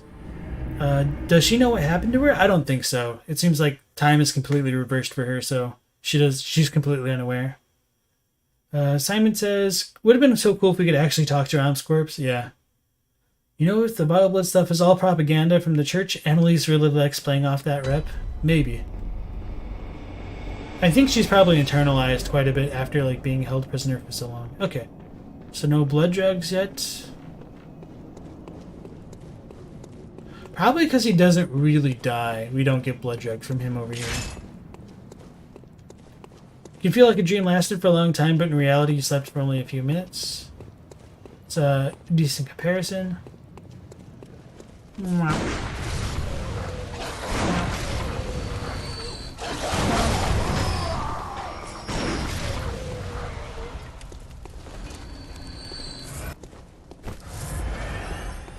So you only get a sip of her blood for each drag then? Yeah. And it doesn't matter, like, mechanically, nothing happens, really. Like, I guess you get, like, a boost to the leaderboard, but, I mean, that was, like, super hacked a long time ago. Like, people had, like, 99,999 blood drags given to her. Like, the amount of time it would have actually taken to farm that was just completely infeasible. So our good boy is, chillin' after having completed his goal of canonizing Martyr Logarius. And I think the files did say that this is like Martyr Logarius' grave. Or like tomb or whatever. Memorial. Something like that. So he's still got like the golden Ardeo on. His corpse is here. I didn't remember the corpse being here in the patched versions of the game, so I could be misremembering. I thought it was just like the item chilling. Look at the Radiance rune. I don't remember to get Radiance if you kill him directly. Actually, let's go ahead and read it. This is one of the weird oath runes to me. A symbol of the executioners. Blah, blah, blah. The rune for Radiance adopted by the sworn executioner under Logarius' command. The executioners despise the impure... Oh, they call them impure here. Impure vile bloods. No matter what the circumstances... would never cooperate with the bloodthirsty hunters who serve the undead Queen Annalise. So another translation note is there's no like real distinguishing language between the term used for undead and immortal in Japanese. So sometimes that can lead to some interesting I don't want to say like consequences, but just concepts in terms of like trying to translate that in the languages. So, for example, like the undead is how like hollows are described. It's also how like immortals are described. And that can be kind of problematic to keep straight at times. So no blood drugs from him. I think Are there any other hunters or NPCs for us to hunt other than like the false Yosefka and Ariana? Because I want to keep both of them alive for their cords. Although I guess I only need one. Or I mean, I could kill the imposter now. May as well, I think. Crazy gunman terrorizes the city. I'm cleansing these tarnished streets. Excuse you. Empty grave. Did Alfred trip and hit his head on the tomb? I think he's just taking a nap, guys. His eyes were closed, didn't you see? I just wanted paper. Blood dregs, we did it. Formless Odin. There's also a crown on the altar, but whose crown is that? I think I missed the crown.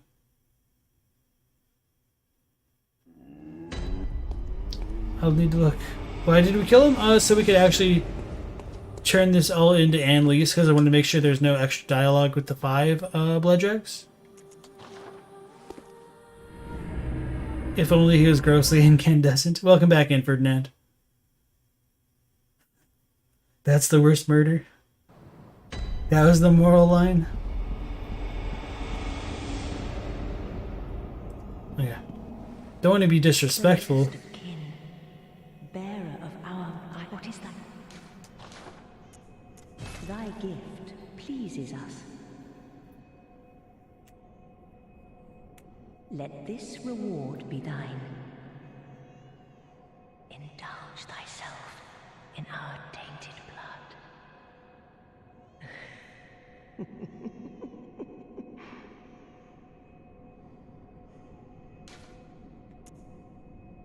We await thy return. This chamber was made not for one alone. Alright, so we goofed.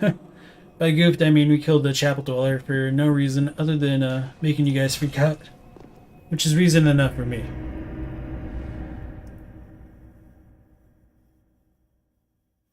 I wonder if the Great Ones like the Wet Nurse are created rather than birthed by Great Ones, or maybe a facet of them like the dreams are part of their soul. So I do have some conflicting thoughts. I think some of the Great Ones could have been like endemic to the nightmares, or they probably like gained forms that way. Or they could have come from humans. I think both are possibilities. Where were we going next? We got Pearl, we got the Cleric Beast, we got Jura, did Alfred, Eileen. So I guess it's really just like the imposter right now and all that stuff. The imposter, the chapel dweller is coming right for us. Yeah. My queen, I don't want it. We're just trying to get Birth of the Child 2 Electric Boogaloo done by giving our blood dregs to our blood queen.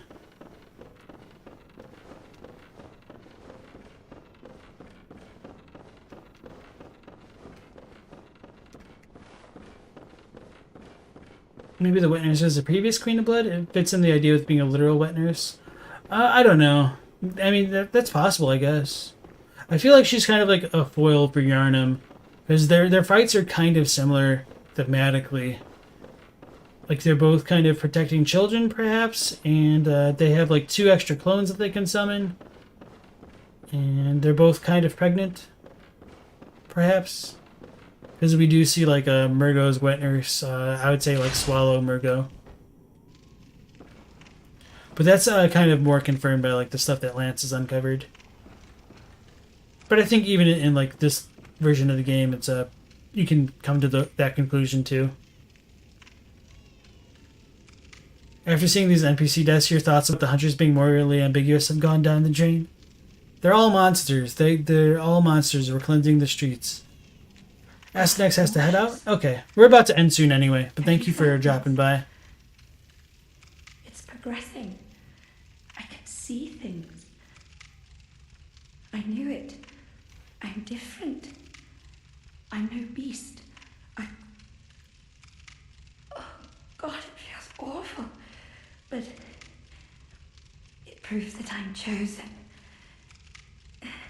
Don't you see how they writhe writhe inside my head.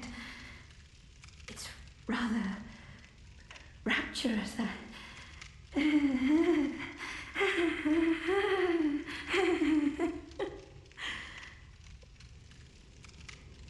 So her dialogue's really cool. Going back to the whole idea of like writhing and Uden writhe, and that leading to eyes on the inside, I think that can culminate in what we see going on with her right here. Not only does she say that it writhes on the inside, we literally see her like writhing and twitching on the outside. So she doesn't transform into a beast, which is really interesting and kind of problematic. And I find it to be an absolute shame that we can't just like leave her be and see like her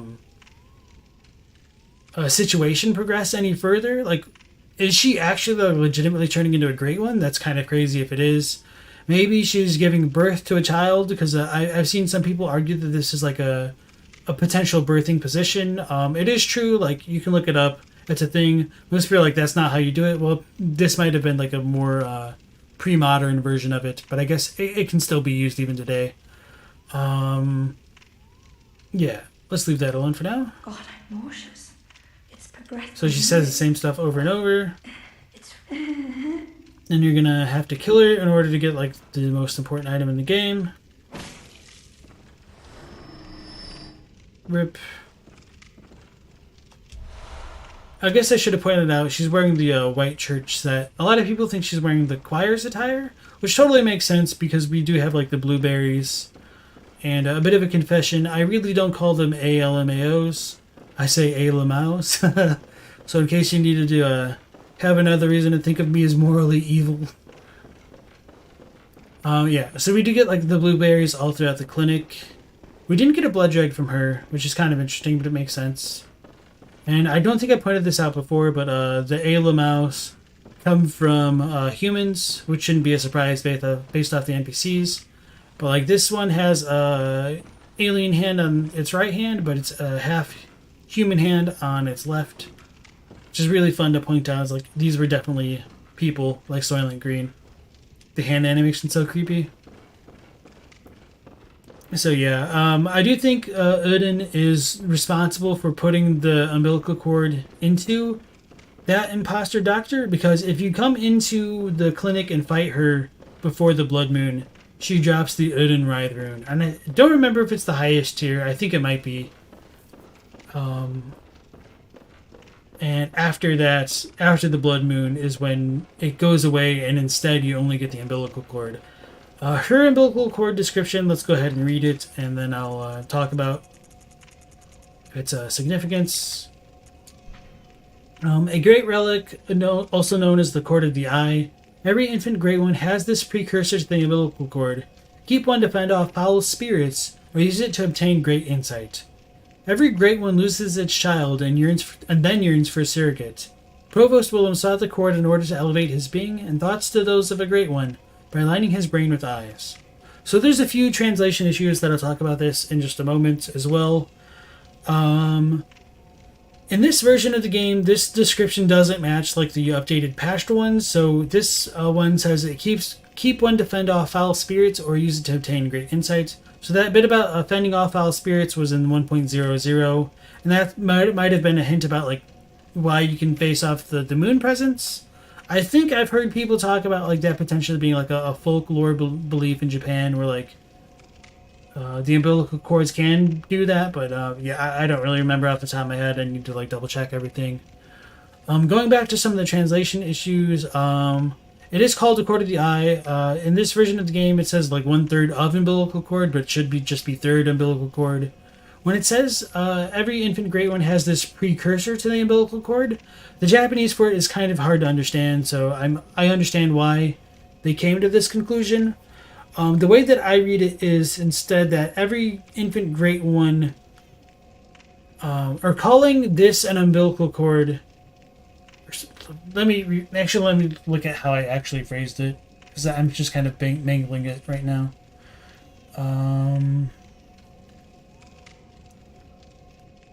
So this is a great relic, also known by another name, eye cord. Only infants have them, even in Great Ones. Calling it an umbilical cord comes from that. So The reason why they're called umbilical cords is because they're found in infant great ones. And they're also known as eye cords. So, even though this doesn't pan out, I just want to share this idea because I think it's cool. Even if it doesn't work, it's just kind of fun headcanon. So with this potentially being an eye cord, you can understand it as a third eye cord, with the umbilical cord potentially being swappable with cord of the eye or eye cord. So third eye cord. So you get a third eye from eating them, I guess. That's kind of a cool tie-in, but it doesn't work. It's saying that the cord is the third one, not the eye. So it's a third cord of eyes, not a third eye cord, in the Japanese at least. So, okay, that was a little bit of a tangent there. Let me go back. Wording a Pregante woman, how far will I sink? She's not Pregante. She doesn't get that far. Lying on your back is a bad birthing position, and it's used all the time, especially like with the stirrups. What? I can't think of what the leg things are called. Stirrups come to mind, but yeah, I know what you're talking about. You call them Smurfs. You think Uda knocked up Queen Yharnam as well? Based on what like the Ring of Betrothal, I think is a strong possibility. Just based on what we also see with Ariana's umbilical cord.